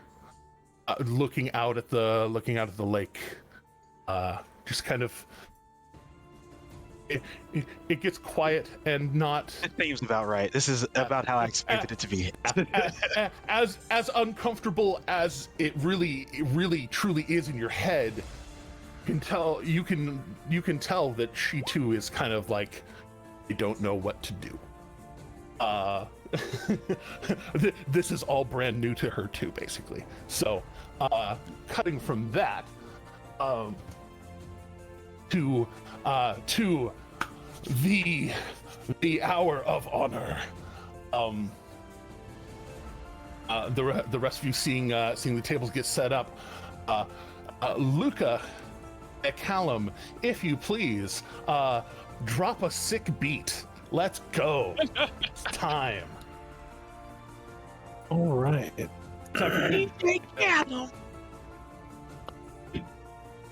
Do it. You gotta be fucking shitting me. Yeah, here we go, baby. All right. Drop the other two, and we'll narrate it on. Oh my god. Well, that was the first one again. Mm-hmm. I can't fake these. These are going directly from D&D. I'm watching it happen. Yeah, Wow. you can't fake digital dice. Yeah. It Oh, sends yeah. over what it sends over. Oh my god. Oh my god. Here goes. Keep going. Keep going. Can I maintain this? Oh, that last one's not so great. Okay. Well, It's still not terrible, but overall, A nat 20 to a natural 19 down to like, it's okay. I mean, near the end of the yeah, like you're gonna have it going, as well as a reminder. These people are going to be within 60 feet of you, including Slayer. So keep that in mind. they're all going to be super drunk by that point, so who cares? Exactly. So like, I'm just saying, like, more inspiration you want to throw during your performance. Ding, ding, ding, ding. Oh, you know what? I'll be keeping an eye out. Yeah, I'll be keeping an eye out for that, because if I'm performing, I can in fact throw inspiration to the Slayer without really anyone noticing, because like that's not magic that people can detect. So that's cool. Exactly. Yeah, and y'all have been traveling together a while, so you kind of know where to hit the right beats to be like Slayer, pay attention. So Gotta know when to hold them. Nailed it. Know when to hold them. But the Goliath, the green tinted human, a few others all gather around. And Arena does a ding on the bell to get it started on each of the four tables across from you, across from the 8 contestants. There are casks set up around her head, only going up just a little bit above them, because she is kind of short, as dwarfs sometimes are. Yes. Before the festivities take off, real quick, before things get going, I just want to say something real quick. At this point, a little bit of liquid courage is probably still in Alec's system. So what he's gonna do is he's gonna get up on the bar again, right next to Blackbird, and just kind of sit there with his arms back on the bar, watching as all this start to unfold and everything, and just lean over to Blackbird and just go, "Hey, there's a lot of bets going on out there. You got your money on anybody?" Blackbird shakes their head and is like, "No, I haven't put any money down, although I am thinking about putting money on Slayer." And he's just kind of looking. Confidence in me. Yeah, look out. You're a barbarian. You have to do this. He's like, I thought about that too, but I mean, that being said, I have confidence in the guy, but I'm just curious about it. And he got him thinking. He's like, you know what? I've been thinking about this. How about this instead? You make your bet on who you think's gonna win, and I'll take the opposite. Ooh. If you win, like if I win, you unmask for me. If I win, I'll unmask for you. Blackbird's quiet for a minute, like thinking about this. Deal. And Blackbird All right. puts 10 gold on Slayer. On Slayer. Yeah. Okay, yeah. Then I gotta go for Seamus. Then I told her I'd take the opposite. So, all right. I love Alright, it. So good. More gold in the pot. For each of them. Also, that reminded me. I think Eridrin had a thing. Oh, yeah, just retroactively, I was like, Eridrin probably also needs to freshen up, considering seeing Weimer, or possibly seeing Weimer later. So Eridrin was just going to slip up to the room, use like the water basin to get the disguise kit scar off his neck, and use his echo to help him kind of recut his hair so he doesn't have the Lord Farquaad. And just kind of like get a bit of an undercut situation, just very short on the sides, and pull what's on top back into a bun. That's easy enough, especially with a little bit of help. It's easier to see the back. Right.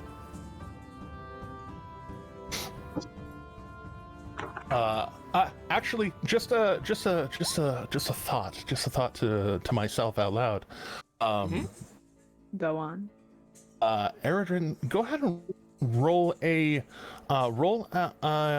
intelligence or wisdom check, your choice. I'm smarter than I am wise, so we're going intelligence. Just general intelligence check, or general intelligence. Okay. You know the stove's hot. You just don't know why. You know why the stove's hot. You just know not to put your hand. You don't know how to put your hand on. At 20. Okay. At 20? What? So yes. So yes. So as you're doing that, and you have your echo behind you, you're kind of, you know, willing it to do things to help you, and for a little bit of it, you kind of feel your eyes shift, and you start to see just a little bit through their eyes, and you have a moment where like you become actually in control of them, seeing through their eyes, but seeing you. Basically kind of like almost like the edges of your vision become cloudy, like the echo, but the central part of it where the haze clears is in full color, and you realize that like you're really able to like have that will over them to get that close shave, that undercut, able to kind of manipulate things really truly precisely from perspective. I'm just gonna think out loud to myself when that happens. I'm gonna say, so that's what that birthmark looks like. Wait, holy shit, that's what that birthmark looks like. Indeed. And so wait a minute. Yeah, getting yourself a little more presentable, but also realizing something about yourself. Yeah. As you come down, also freshly freshened up. Everything going down. It all comes down to this. So, Mr. Slayer, it's time. There's a cacophony of people around you, though really truly only two real contenders. The rest of them seem a little more like they're in it because like they've got money, and they're down for throw down 10 gold, get pissed drunk, get money. Right. Is it kind of like the Farmington High School basketball team somehow gets in the NBA playoffs, and like it's just kind of like why are we here? They should know better. They should know better, but it might be more about the playing than the game itself. But you really only have two actual contenders to contend with here. Right. So I'm going to sit in line of sight of the Goliath, just by the way. Okay. And there we go. So as things kick off, we are going to surmise this hour down to three very solid rolls. So it's best of, and so kind of whomever gets past a certain point, perhaps will the DC is going to go up basically every drink up until a person falls off. And so starting out, these casks actually on the tables actually get smaller per cask, and the smaller the cask, the nicer it is. So going through, the first couple of rounds are a similar kind of 5 copper swill that they were serving at lunch. Nice easy start, and kind of casual. Everybody kind of going around having a good time, but then she taps into the second cask, setting it around. Go ahead and make a Constitution save, and I will as well, out loud. All right. One of them has a this, and one of them has a this. Jeez Louise. All right. And right now you're not currently technically competing against them. You're competing against the alcohol. So easy, slam it down. You're doing good. All of you are doing good. Two of the lower guys are a little baby. Are we favoring the Slayer to win this? Everyone except Bearded is. Yeah, and that's purely on just like I said I'd take the opposite of what Blackbird did. So. Exactly. Okay, so there's actually more money riding on the Slayer winning. So Luca will have already given one inspiration die to the Slayer because you've got a long time to use it. So yeah, I mean I think I still have the one from earlier too. Yeah. You can burn that if you want. Actually, I'll give one to Eridrin. I'll give one to Eridrin too then, because Eridrin's still got the D8 from earlier too. So I guess I'll just. I've lost my D8 from earlier. Oh, you spent it frivolously. I will give you a new one. But before we move into the second round of rolling, can I attempt to intimidate the Goliath? Sure, you can certainly try. So what I'm going to do is, since it's invisible, I'm going to cast Mage Hand and have a very heavy hand press down on the Goliath's shoulder. And in the Goliath woman's head, I'm going to, in a very, the raspiest, deepest giant I can say, I'm going to say, "Tell me, your father, how do you think I feel about this?" Okay, go ahead and run for that intimidation. You might actually affect the roll. Justice, if you want, you basically have a font of inspiration. I did not affect. I mean, I beat the alcohol, right? You did beat. Well, I guess technically it's kind of where. Okay, I phrased it badly. You're beating the alcohol. You are also beating the people. Oh, maybe. No, I mean, yeah. I mean, my point was you pretty much already said that I passed that roll, right? Yeah. So. Okay.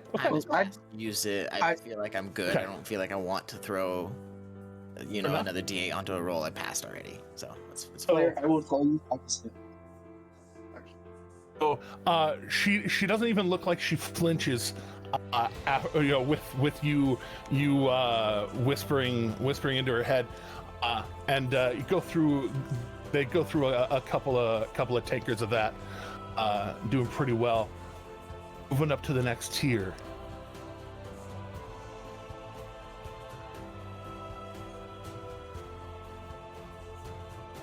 Con save.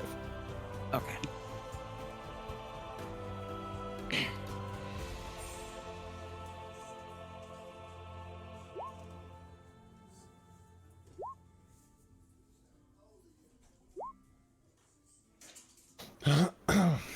All right, so moving up to cask number 3, as things are being poured. Right now, Seamus, the lad himself, is he's holding on pretty well. All like four out of the 6 of them, all just totally obliterated by the first glass of this third cask. But you get one round down in the third cask, a second round down in the third cask, and Seamus's eyes get a little blurry. And he goes to kind of like use his staff to stand himself up, to kind of like hype himself up, and he gets up onto his feet, and then it's almost like he rides the staff all the way to the ground, just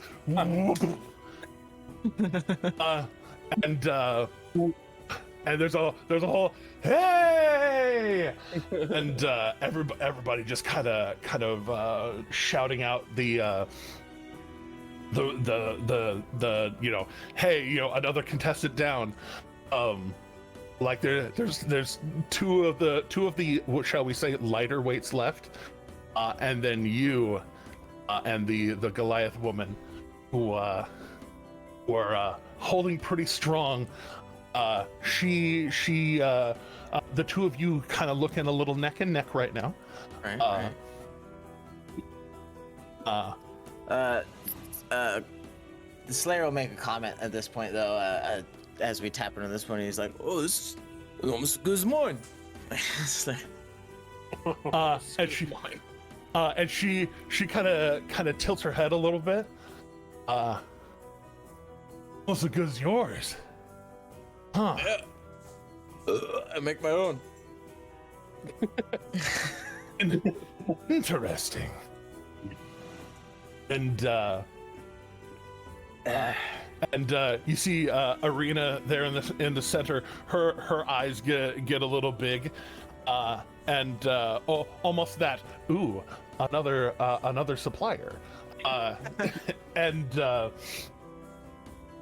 she says, well, we'll see about that. No, and she taps the fourth egg, much smaller, and this time she's not filling up the glasses like she has been with the other ones. This is only about half full, and as she hands it over to you, like, I'm not gonna lie, it's Sex Panther. It smells like pure gasoline. Lovely. And it's only about half full with the first shot, and y'all start going mug for mug with each other. Go ahead and Just saying, 60% of the time it works every time. 60% of the time it works every time.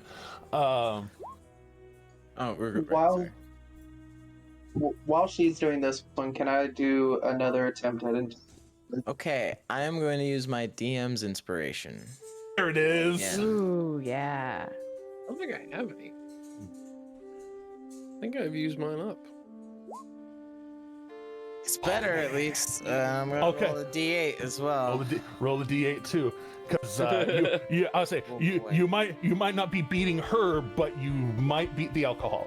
Nope. I beat the DC of my alcohol. Ooh. Yeah, but you're also so many cups in right now. Yeah. I was gonna say, how many sheets are you at this point? That's the question. Oh yeah. I use my stone's endurance to reduce the DC. You harden your liver. I'll say, hold on. You know what? That's actually an interesting application of it. I will make you a deal. Okay. You can roll it.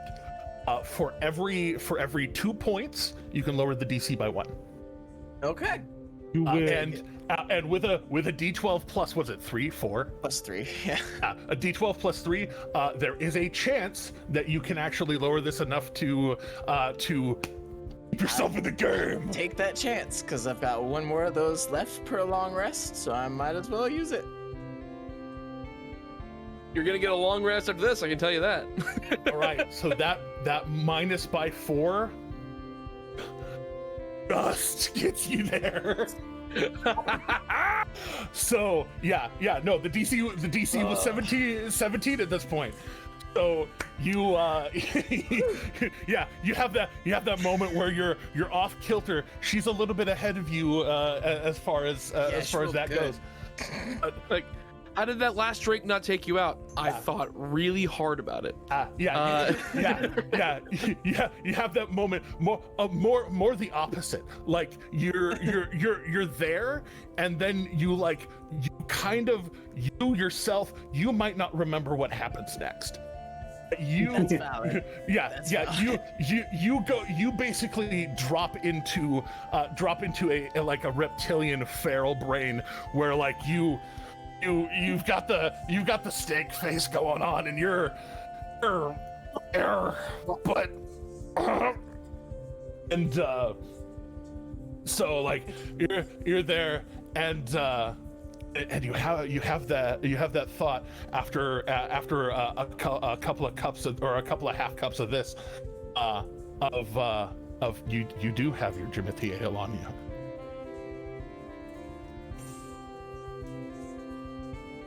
Throwing that next die of inspiration to the Slayer. and yeah, like you kind of you have this moment of realization of like everybody is getting so drunk, like you're not having to try as hard to perform right now because everybody is in this hour of honor. They're in it. So also we're in this, giving you that option of you do have your fairly hard sticker on you. You want to do anything with it? Oh, I'm muted. Yeah, sorry.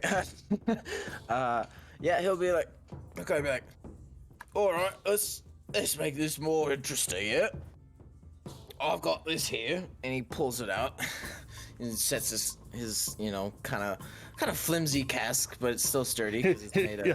Yeah. It's the soft cask. Yeah. And he sets it up. He's like, I distilled this from the poison of a young purple worm. Arena like looks and sees it, like you're wearing your fucking purple worm hat. Yep. And she like looks you over and like looks at that. And she is beyond excited. And it's, oh, all right.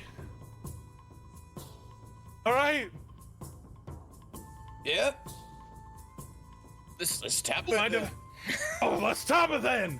And kind of unscrewing the top, pouring this purple red sludge that is your beverage into the cup. Yes. I had to link it there. Yes. Oh wait, it didn't. Oh, it's just the tools. Dang. Yeah, it didn't give all the insight. The DC is going to be harder now because again, how many cups? Here, we'll copy paste this part. Yeah, it is. All right. So as the both of you are doing this, technically, go ahead and bestow upon yourself the poison condition. That's fair. Currently. Yeah. But that doesn't affect your saving throws. That's just ability checks. Right now, this is just solid saving throws.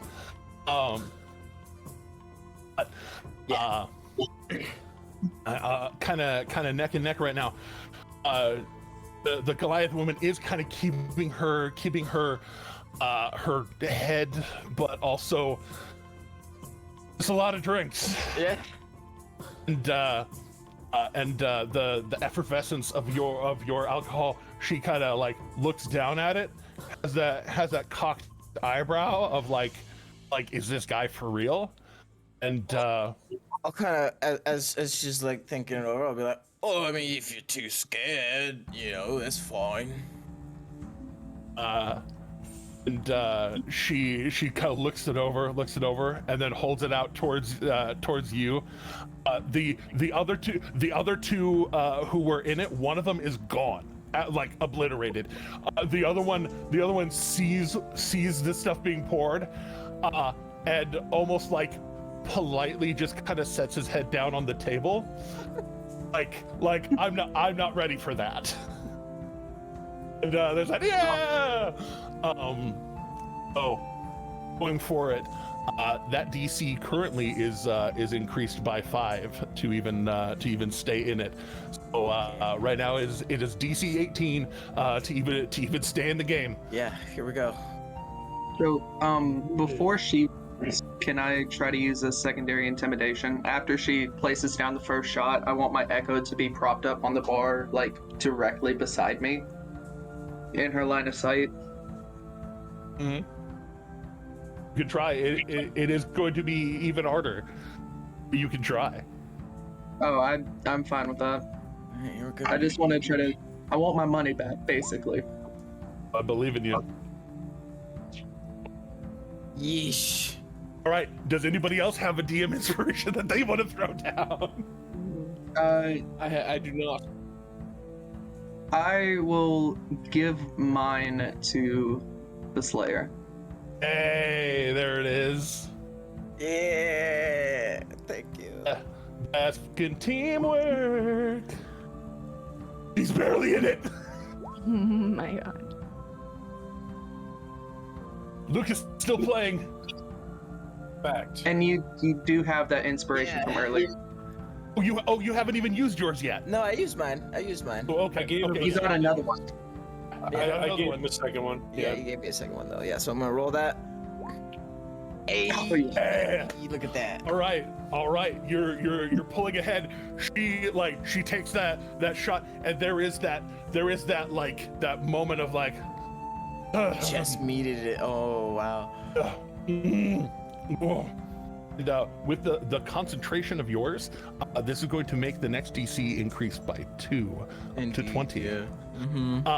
And like she has that moment where she's a little wobbly, then slams the cup down on the table a little bit too aggressively, and just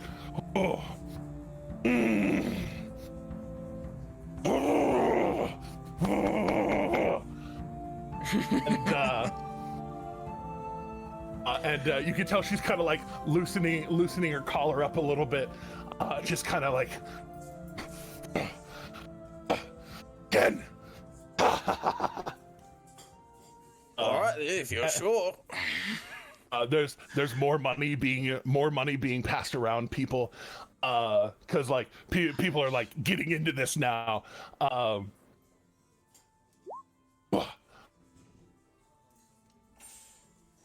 Next round, I'm not as Luca as I drunk. Am I inspired? How many more inspirations you got, Luca? 2 more. Okay. So, Give it.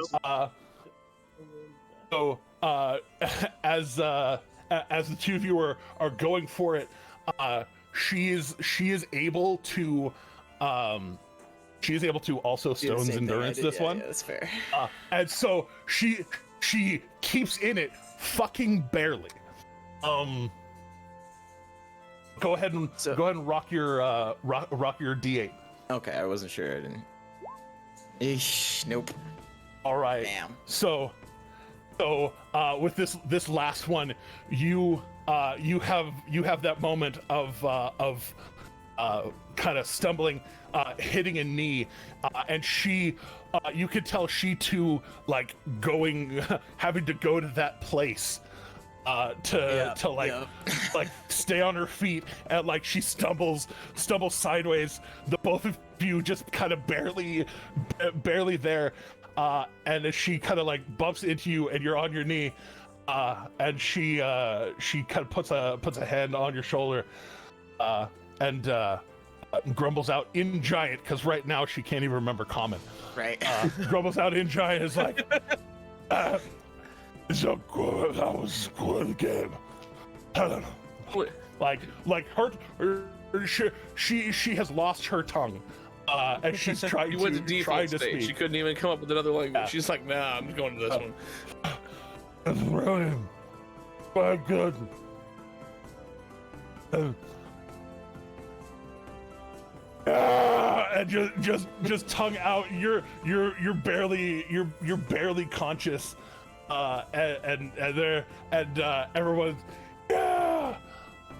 and she kind of like tries to encourage you onto your feet. Not nearly as strong as you, not nearly as because you, but she's got a little heft to her arm, as most Goliaths do, and kind of like helps you back onto your feet, and kind of gets your arm over her shoulders, like, oh man, let's go have some bread. Go have some bread. We're gonna work this one out together. He just sort of like he's got like he's very out of it as well, and just is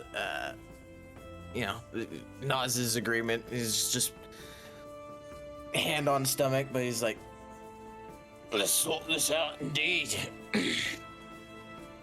All right, let's go. And she takes you over to the bar, and orders just a whole loaf of bread, and like coming out, like she basically tells, don't even slice it. We're just gonna, and it comes out, and she just like tears this entire loaf, like a big loaf, just rips it in half, hands you half of it, and it's so good, and just starts going for it. The rest of you, Erdrin, you did win your bet, because your bet was against Seamus. So go ahead and... I lost mine. It was against the Goliath. Alec were... Yeah, the Goliath won, yeah. Oh, right. No, I won my bet against Seamus. You won your bet against Seamus, so you get 20 gold back. So yeah. So you're 20 gold up from where I you were. lost 10 gold. You lost 10 gold to the Blackbird. And forsooth, wait, no, you bet against Blackbird. Blackbird was betting for Slayer. Yes. You won your bet. Yeah. Oh, Yeah, you did. Blackbird is still here. Okay, so really they both lost because they both bet for people who lost, but Slayer did outdrink Seamus, so really Blackbird would win. We were getting in on Seamus's and Yeah. Oh, that was So on the Blackbird Seamus' won that bet. Okay, so Blackbird did win that bet. Okay. Make sure everybody's getting what they're owed. because because what was a Seamus is like, hey, we're going in for each other, like, yeah, sure. And then so she was like, all right, I think Slayer's gonna win. So I was like, all right, go on. So, actually, in that case, Kathleen, you don't just get his 10 gold, you get 10 gold from Seamus as well. Oh You boy. are 20 gold pieces richer as well. Whack. Oh, yeah. Money, betting, drinking. Blackbird made the right call. This has all been amazing. I'm very proud of you, Slayer. I was listening to the whole thing. I'm very proud of you. I tried. It was a good I tried. You did so good. I'm were very so proud of you. close, and y'all almost went down at the same time, but she barely held on. Yeah, I did it. It's fair that she did it. Yeah, your knee hit the ground first. That's the only thing that happened. Yep. Let's give it our all. She's got captain. Exactly. So running down the line, Copper. Hold on. It should be 1, 2, 3. There we go. D12s are Copper. D10s are Silver. D8s Gold. And 4s is platinum. So those are the tips given course of the hour of honor to the illustrious Callum and Weimer. Okay, so how do I read this again? D4 is platinum, D6 is D4 is platinum, D8's gold, D10's silver, and D12's copper. So from the bottom up, platinum, gold, silver, copper. Yeah. Gotcha. 2, 16, 11, and I can do math. 1, 2, 3, 18. A lot more gold than anything else. Maybe they were meaning to throw in copper, but they're so similar, especially when you're a drunk a little. Yeah, yeah. But It's not how high are you, it's how are you. indeed, indeed, especially among this group. But And I am, of course, splitting all of this with. so go ahead and as well. That is 8 more gold. So split would be 4 more gold via the house. So pretty good. But as the winnings and losings are being split and given out, the heavier little satchel of gold gets placed in front of this Goliath woman. As she hey Karina, hey, what's your name, big man? He sort of tries to straighten himself out a bit. And he goes, I am Doomerin. I was like, can you even say your own name right now? I'm Doomerin. There. There, I love it. You look like you could slay a lot of things. I'm Navanad. Nice to meet you. Nabanad. Good lord. Good lord. Have them write it down. Alec is sitting there going, are they speaking giant? They actually are speaking. Oh, they actually are. Okay, I thought They're this was speaking. common. They're speaking Jinglish. They're speaking giant in English. Yeah. In that case, what I'll say is I'll go like, I think they're speaking giant, but I'm pretty sure I can understand a little bit of what they're saying. It's like every 5th word is in common. Exactly. You are going to hear, yeah, they're trying to speak giant in your head, Alec. They're attempting. They're not succeeding. An attempt was made. It was an attempt. And in very hard to parse giant, she I'm Navanad.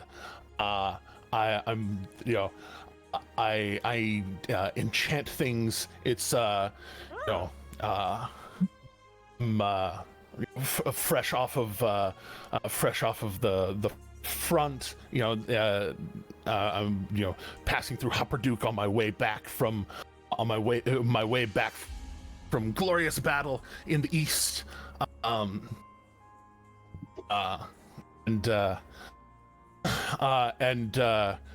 She kind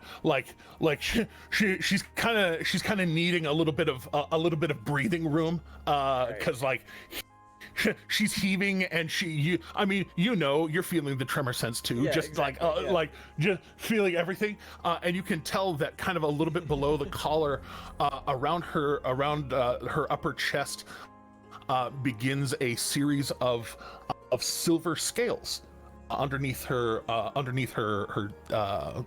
clothes. They look natural, for lack of a better term. I'm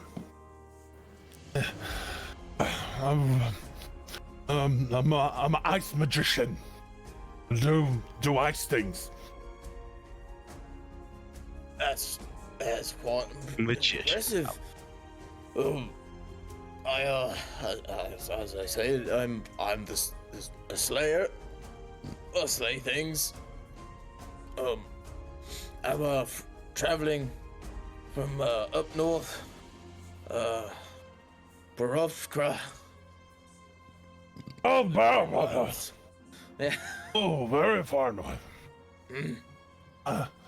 I came down from Utherern. Thanks for a moment there.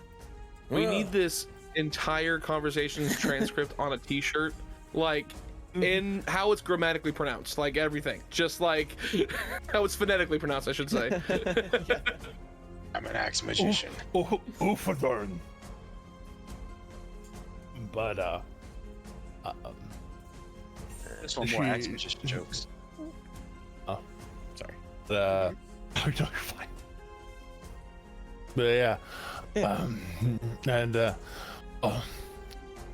Where are you going after this? I'm headed over Rexentrum. Well, I'm with these folks, and he sort of gestures over to where I think the most visible ones he could probably see would be Alec, Knock, and Blackbird. When you gesture towards Alec, he straight up gives you the finger for losing.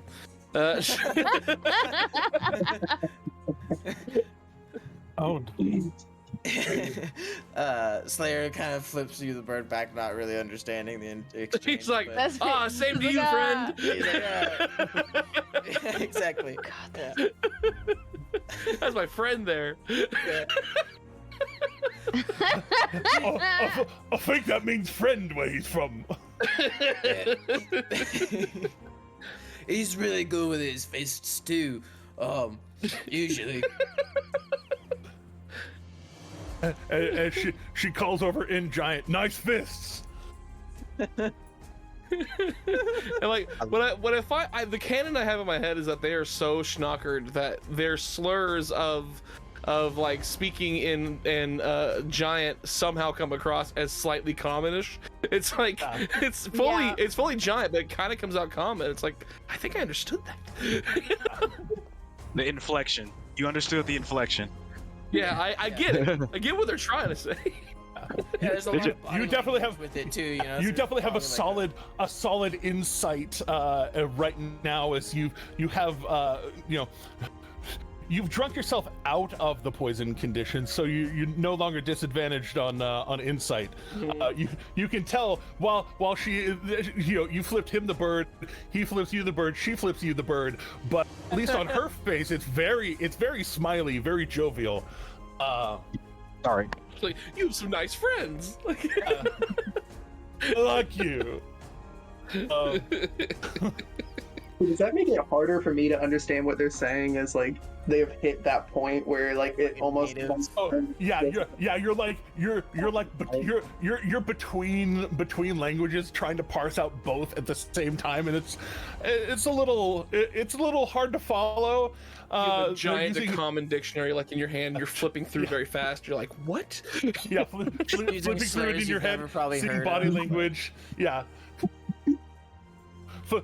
They're flipping birds, but they look happy and they're saying things. And what does that mean? And, This doesn't math.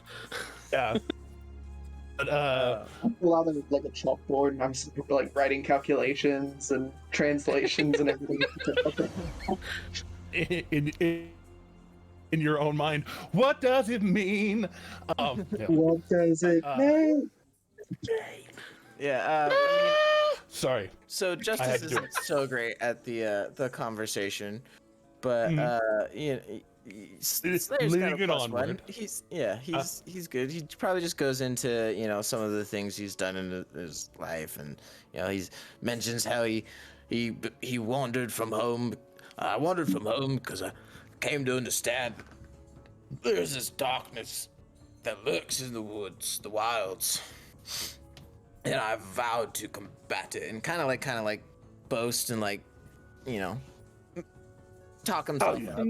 In true Oh, giant form. Yeah. Oh, I am very strong. I see dog. Bread. Virtual pet. Virtual pets. Puppy. Oopsie doog. Puppy. All right, but yeah, like you can tell, like as the hour of numb tongue after the hour of honor goes on, her tongue starts getting a little less lully, a little less sloppy with her words, and her retort is basically like, wow, such valiant, Right. going back to Rexentrum to claim the last of my earnings for working with the righteous brand, and then I don't know what I'm gonna do next, but I'm hitting the road, and He'll kind of like exchanging stories. He'll ask about like how the war was, were any good fights, that sort of thing.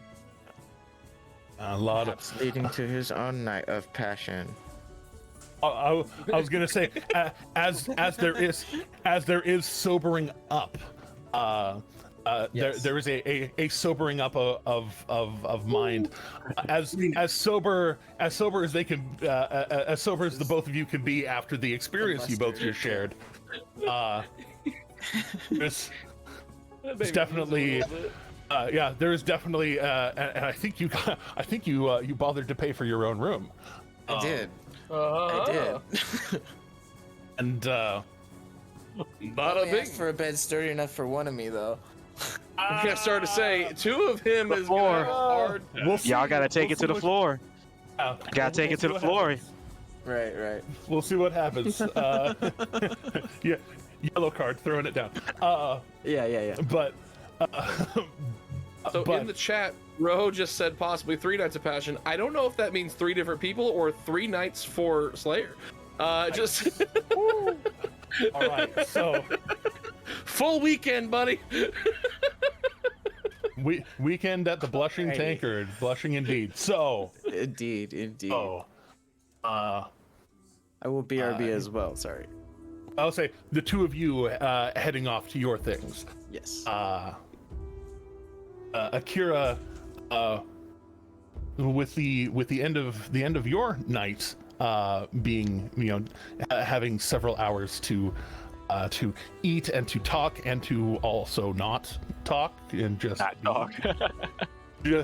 just kind of being, two awkward young adults. Is there anything else that happens by the end of the night, or I mean, soldier on. Akira's not drunk at all, so there's. Oh well, yeah, of course. Akira is just going to probably continue whatever water cooler conversation they were having, as far as because obviously things went from like telling them about my adventures to like, oh, I like karate. It kind of devolved to that. Nunchucks, am I right?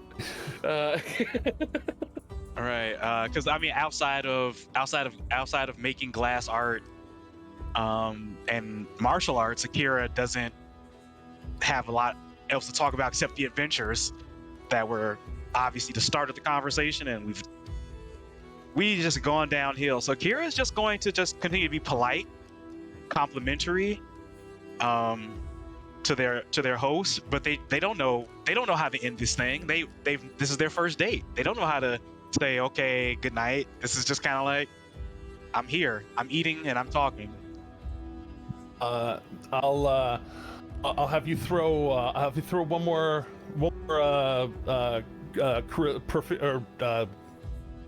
words. A persuasion. Persuasion die. Yeah. Oh, throw good. one more persuasion. That is essentially etiquette. It's a 18. All right. So,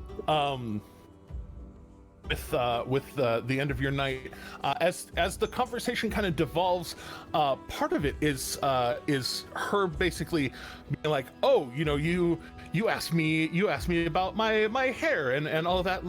And she basically kind of does a little bit of a braid with your hair, kind of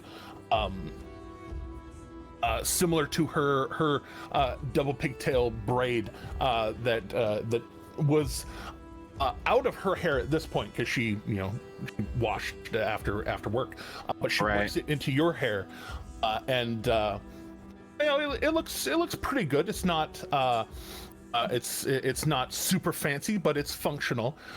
It looks like it would be a good way to look nice, but also have your functional like hair out of your, or most of your hair out of your face. Out of your face. Still keeping some of your bangs forward, but like the rest of it like not getting in the way of your combat needs.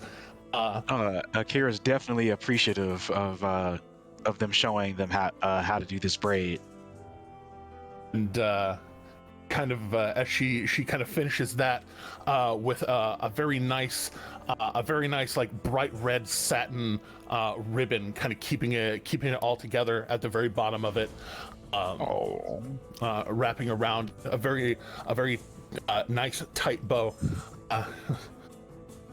It was lovely to spend time with you.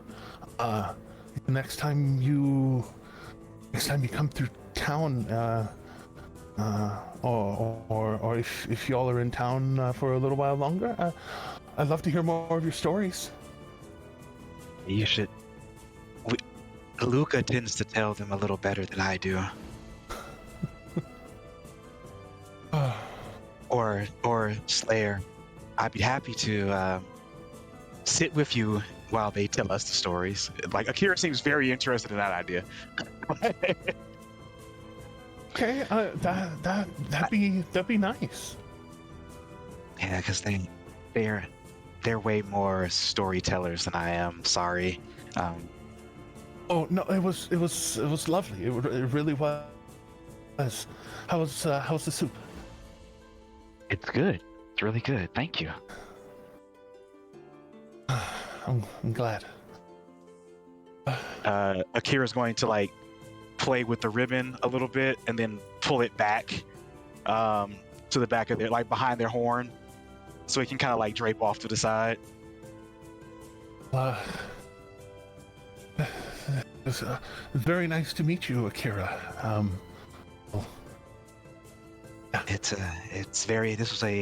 It was good to spend an evening not fighting or sleeping in a cart or fighting or sleeping in a cart. That sounds literally awful. I'll see you again. Time. Yep. And Akira is going to reach out for their hand and try and do that same hand kiss that they awkwardly did at the bar again. Let's try it again. And it's a little smoother this time. You rolled an 18. I'll keep it. You also saw an example of it in Eredrin kissing Weimer's hand. Exactly. And so there's that moment of like, oh, that's okay. That's how you do it. Gotcha. A little smoother, a little less hesitance, and you go through. And there is a little bit of a blush of, and like really sheepish kind of. And knowing Akira, they would have like bowed their whole head, thus making the whole braid and all the hair fall forward. So when they come back up, they're gonna like flip their hair back. Because you're gonna cover girl or Maybelline it, like. Yep. She does about half of the bow that you do in a kind of like she's trying to imitate you in this moment of exchange, and just kind of like half bows, and you flip your hair up and it kind of brushes across her face. She just, you have a good one, and very very politely opens the door, watching you leave. Akira's gonna make their way back to the tavern. By Akira standards, this went well. By Akira standards, this went really well. Overall, I mean, Akira's like, that was the most interaction I've had with anyone that wasn't either related to me or in some direct business with me. So yeah. Yeah, pretty much. Pretty much, yeah. Akira's just going to take their time getting back to the town, enjoying the night air, enjoying the actual solitude of the moment. Like there's no noise right now, and Akira kind of likes that. You get outside, the air tastes sweeter, the night seems beautiful, and like it's just like everything seems better right now. Yeah, indeed. So with that. With you all, Eredrin with Weimer coming down off the stage, coming up to you, looking sharp. He changed doublets before the night performance. A nicer coat on rather than just the vest. He comes up, slides up beside you, takes some of the trail mix off of the out of the bowl next to you, pops a little bit. Would you like it? It was a beautiful performance, the most beautiful one I've seen. Oh, there at the end, it really we were slipping, but so was everybody else. So, okay. Well, if nothing else, it was the most visually beautiful performance I've seen.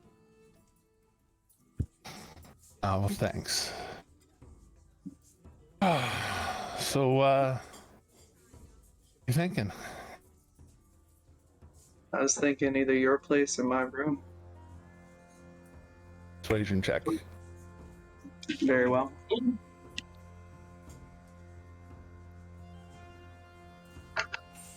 I'm putting my D8 on that. Oh, you got another one, I forgot. 6. And a total of 6? Yes. And Can I just say real quick, I appreciate you using your DM inspiration on my drinking contest. Yeah. I'll just say I accidentally knocked the trail mix kind of into Weimar just slightly, like it spills off and no. You have that moment, and And there's that moment where he kind of looks down and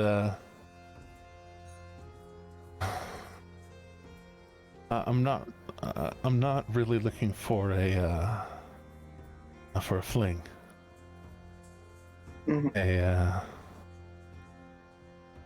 Tell you what.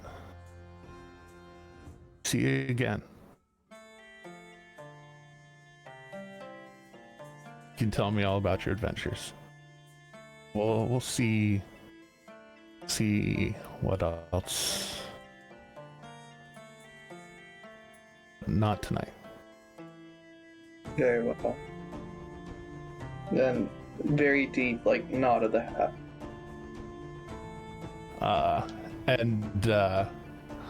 He doesn't mirror you, but as you deeply nod the hat, and he calls out,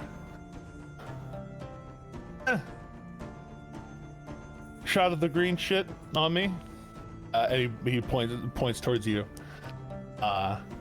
and she yeah. And goes to actually climb a ladder to get up to the top shelf, and grabs a bit of the absinthe as she's pouring you a shot, and he walks away. She looks towards you and a kind of a lot of her demeanor has been very loud, boisterous, very presentory. It gets lower, much lower, and kind of looking at you, looking at him the way he's walking away. She looks back at you, finishing the pour, and as she corks the thing and just kind of leaves it there on the counter for a second.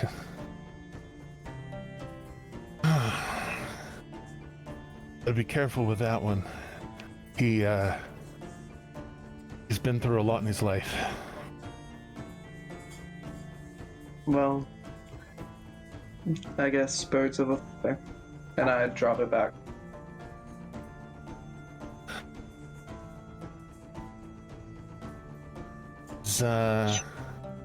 He had a partner did all the fighting out east.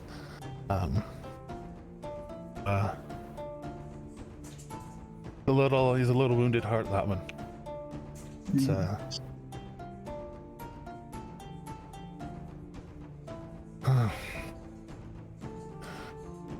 he's a worthwhile bloke, that one. Chin up. And, what?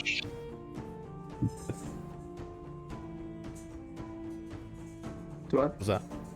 What was that? I was just gonna say, I'm sure we'll see each other again. And I sit the glass bottom up on the bar. And she grabs the shot glass, grabs the bottle, drops the glass in the dishes, and puts the bottle back up. While getting into the night, being able to have a truly restful, relaxing evening. Some of you a little less relaxed than others. No, nevertheless, a long rest is had. And so please, and thank you, all of you, give yourselves your well-earned long rest. Finally. Batten from the blue team. Leave the arena now and rest. You've earned it. Ooh. Wow. Throwing them Destiny. Oh, I understood that reference. All right. That was good. By the way, Chelsea, Brandor now only down to 3 exhaustion. Huzzah! Look at that.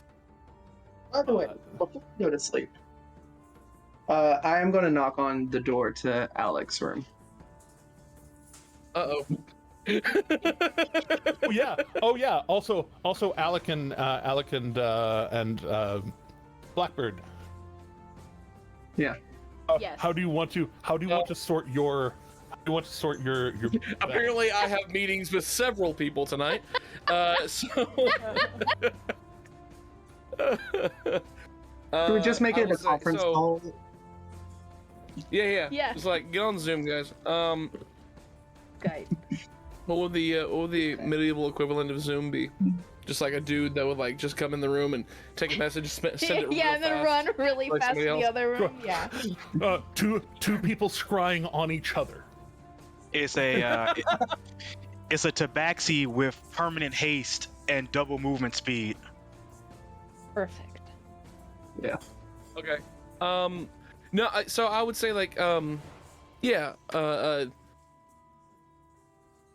Yeah. Let's do Eridrin. Whenever you come, like what's gonna happen is I'm gonna kind of adjourn myself for the evening, and then well, on my way I'm gonna be kind of hanging out, I guess, and then I'm assuming you'll come up to me and say, hey, let's have that chat. Yes. And so I'm Well, kind of just no, like, it'll be across the bar. You're just going to hear in your head. Can we talk? yeah, I get Right, you. of course. Yeah.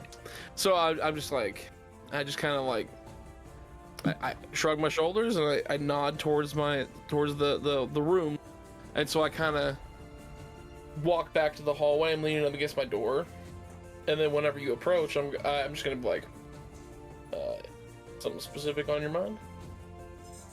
Yes, I remember I was trying to help our friend Doomerin with the drinking, and if I remember, Alec, you didn't quite look like Alec.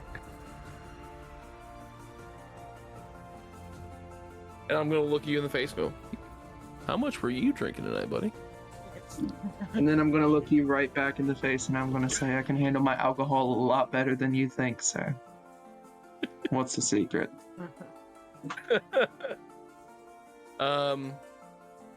And so I'm just kind of look at him and go, and I kind of kick my own door open real quick. And I'm like, come on. And so I invite you in the room. You know, we have a candle in there, whatever. Make sure the room is all nice and lit. And I go, I just sit down on my cot or whatever they have for me, and I say, well, not very open about this. I don't let everybody in on this, but I'm a bit of a magic user. And so with my mage hand, because I have mage hand, it's like the only thing I have. I Love pick that. up the candle and I move it over to him, in front of him, like presenting it to him. It's like, I'm going to look him dead in the face, and I'm going to say, I know that wasn't an illusion, and you're not the only one with mage hand, and I'm going to pick up a candle and hold it in front of him. like, I already know you have mage hand. Should I be able to roll for deception on that? You can roll deception. What's Eridrin's passive insight? Not high. That's what it is, not high. It is, Not high. it's 13 is my passive insight. Okay, so you have already observed a thing, and so your passive insight will be at advantage, which adds 5. So the DC will be 18. Dirty 20. Ooh. All right. Well, he's being somewhat I am technically not lying when I say I am a magic user. somewhat forthcoming. Mhm. There's definitely truth in what he's saying. I guess, Alec, I should be more clear about what I'm asking about.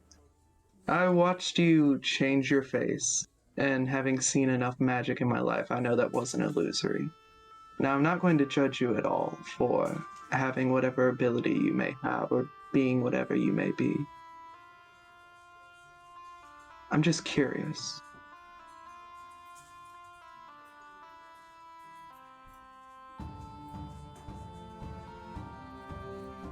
Very well. Understandable. And without moving anything, I'm just kind of sitting there with arms crossed, hood down at this point. Because obviously we're just casually talking and everything. And so I'm looking at Erdrin, and I just kind of, well, I guess the cat's out of the bag. And then I just change into Erdrin in front of him. And I just kind of like, just say, you hear your own voice coming back at you saying like, neat party trick sometimes. It really is. I'm assuming since you haven't told us, you don't want the party to know. I am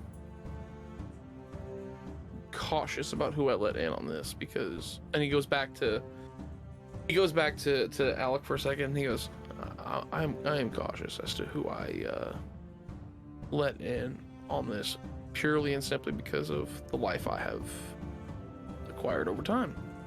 Not many people are very open or accepting of my kind. Are you? And I don't. This is going to be out of character and in character kind of at the same time. Like, are you familiar with the changeling people? Well, I guess that kind of falls down to the DM. Am I familiar with the change? Roll a history. I'm proficient in that. History check. History check.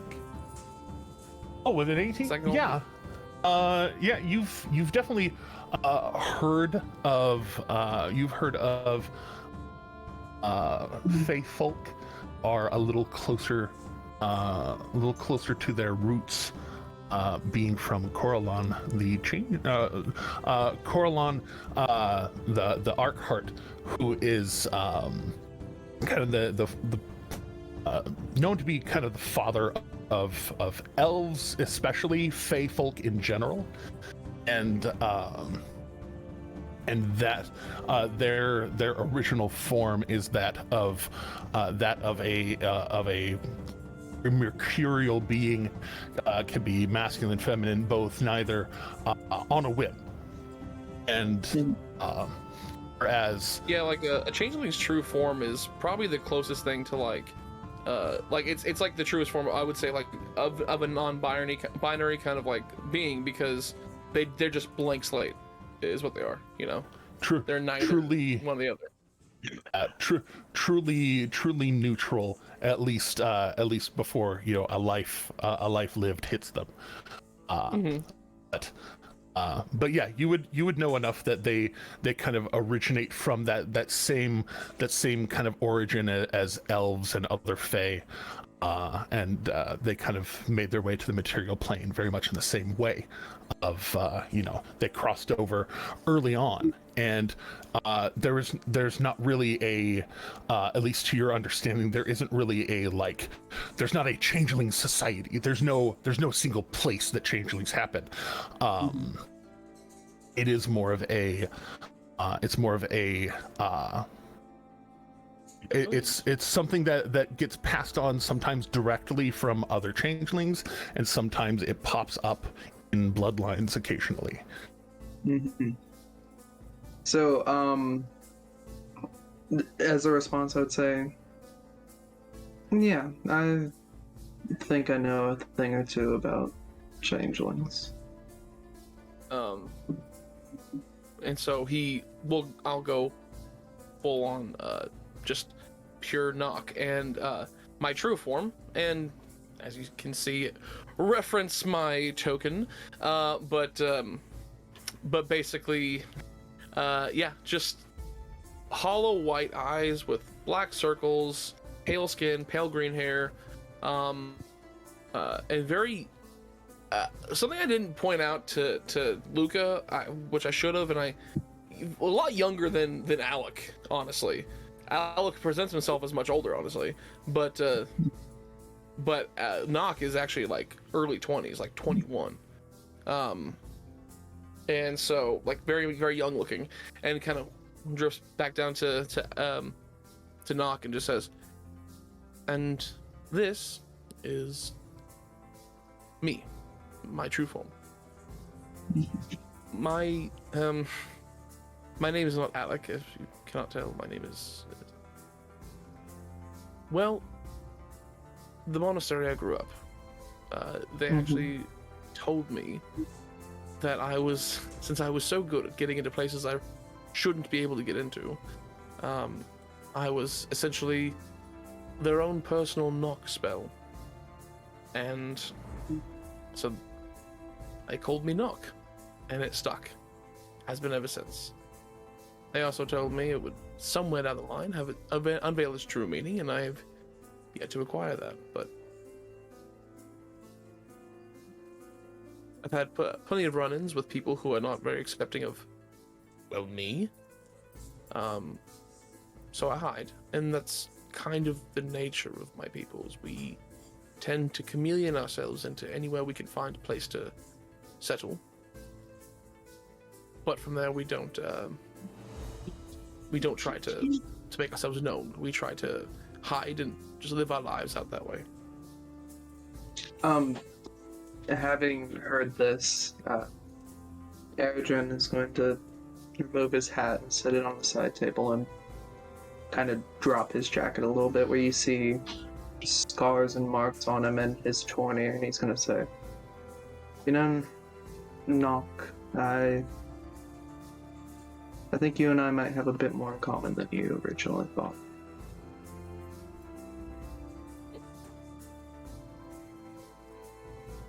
Yeah, I understand. The benefit I have over you is I'm able to not be seen, if need be, unfortunately for you. Don't pity me. As the two of you were talking, a blackbird probably coming to collect at some point. Yes. Blackbird saw them leave together, so they're kind of just like chilling because they're too polite to interrupt. Okay. At this time. Okay.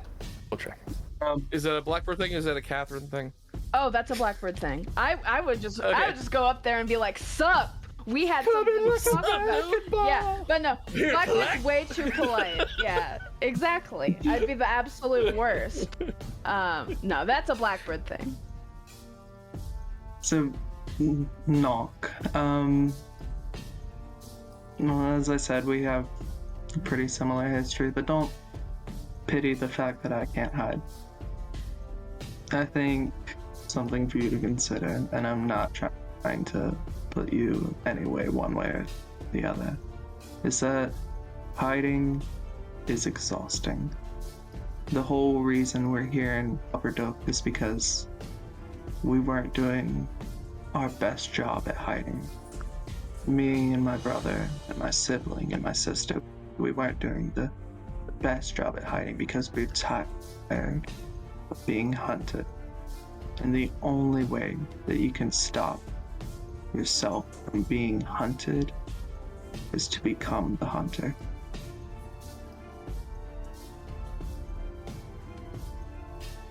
Yeah, I very much understand.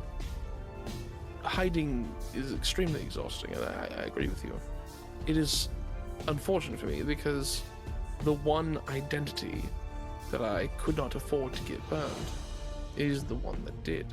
I've been through several different names throughout the years, but this one, my true self, is known. And that's my greatest power taken away from me, and therefore I am unable to do anything about it. And I'm essentially forced into hiding everywhere I go. I would love to be able to just have a place, any place, even if this wasn't happening, I still wouldn't have a place to just unleash, but it'd be amazing if I could. I'll tell you, on the day you decide to go on the offensive, and you decide to actually give yourself a place to unleash, you'll have both of me standing right behind you.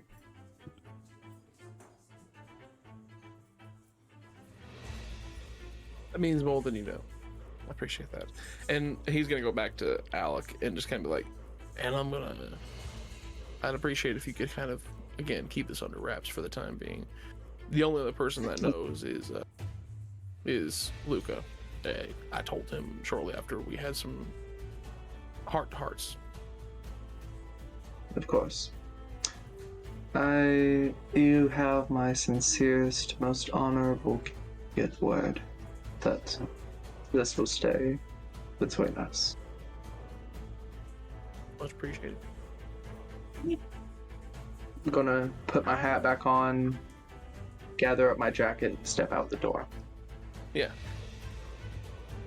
About that time, whenever he walks out, I'm gonna be like, like Alec is 100% just above table. He is not gonna go seeking out the penance of his crimes. He is not gonna go out saying like, "Hey, I lost this bet." He is gonna wait. I love that. Specifically, I'm walking back into the tavern, which is where I know Blackbird is above table, but I am walking back into the tavern for a little while. Excellent.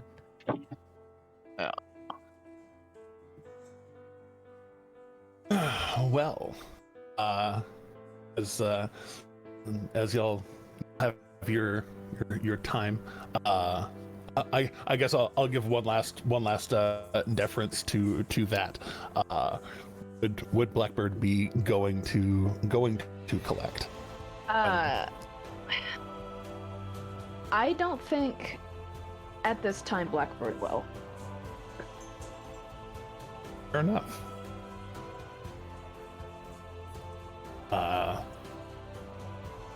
The noises of the night taking you all the way, both very, very active, and some more the outside firecrackers until well into the evening. But you all are able to eventually get your rest. Yes, long rest. Woohoo! You wake up in the morning feeling like P. Diddy. Nailed it. And Any damages to pay for? you know what? I am just going to keep that decision very simple. Gonna roll a die. You roll a d20, 11 or better, you're fine. 10 or 10 or better, it's gonna be death save rules. 10 or better, Okay. you're fine. Lower than 10, there might be something to pay for. All right then. 5. There is Oh boy. there is 2 gold pieces worth of damages that need to be addressed. You did 2 gold worth of damage? That would be significant, wouldn't it? I feel They like broke it, the yeah. they broke the bed. Not insignificant. Did you fall through the floor into the floor? Oh, not broke the bed. Not through the floor. This Yeah, is no, just the- Did you literally fall through the floor? damages. Well, you know. Oh, it could have been psychological damage from disturbing the neighbors. Yeah. Indeed, indeed. Emotional damage. I mean, it was Damage. it was 2 Goliaths. Having to refund Cry a couple of loud. rooms is expensive. Yeah. But Anyway. assess yourself 2 gold worth of It's penance for a great night. Yeah, for a great night. But in the morning,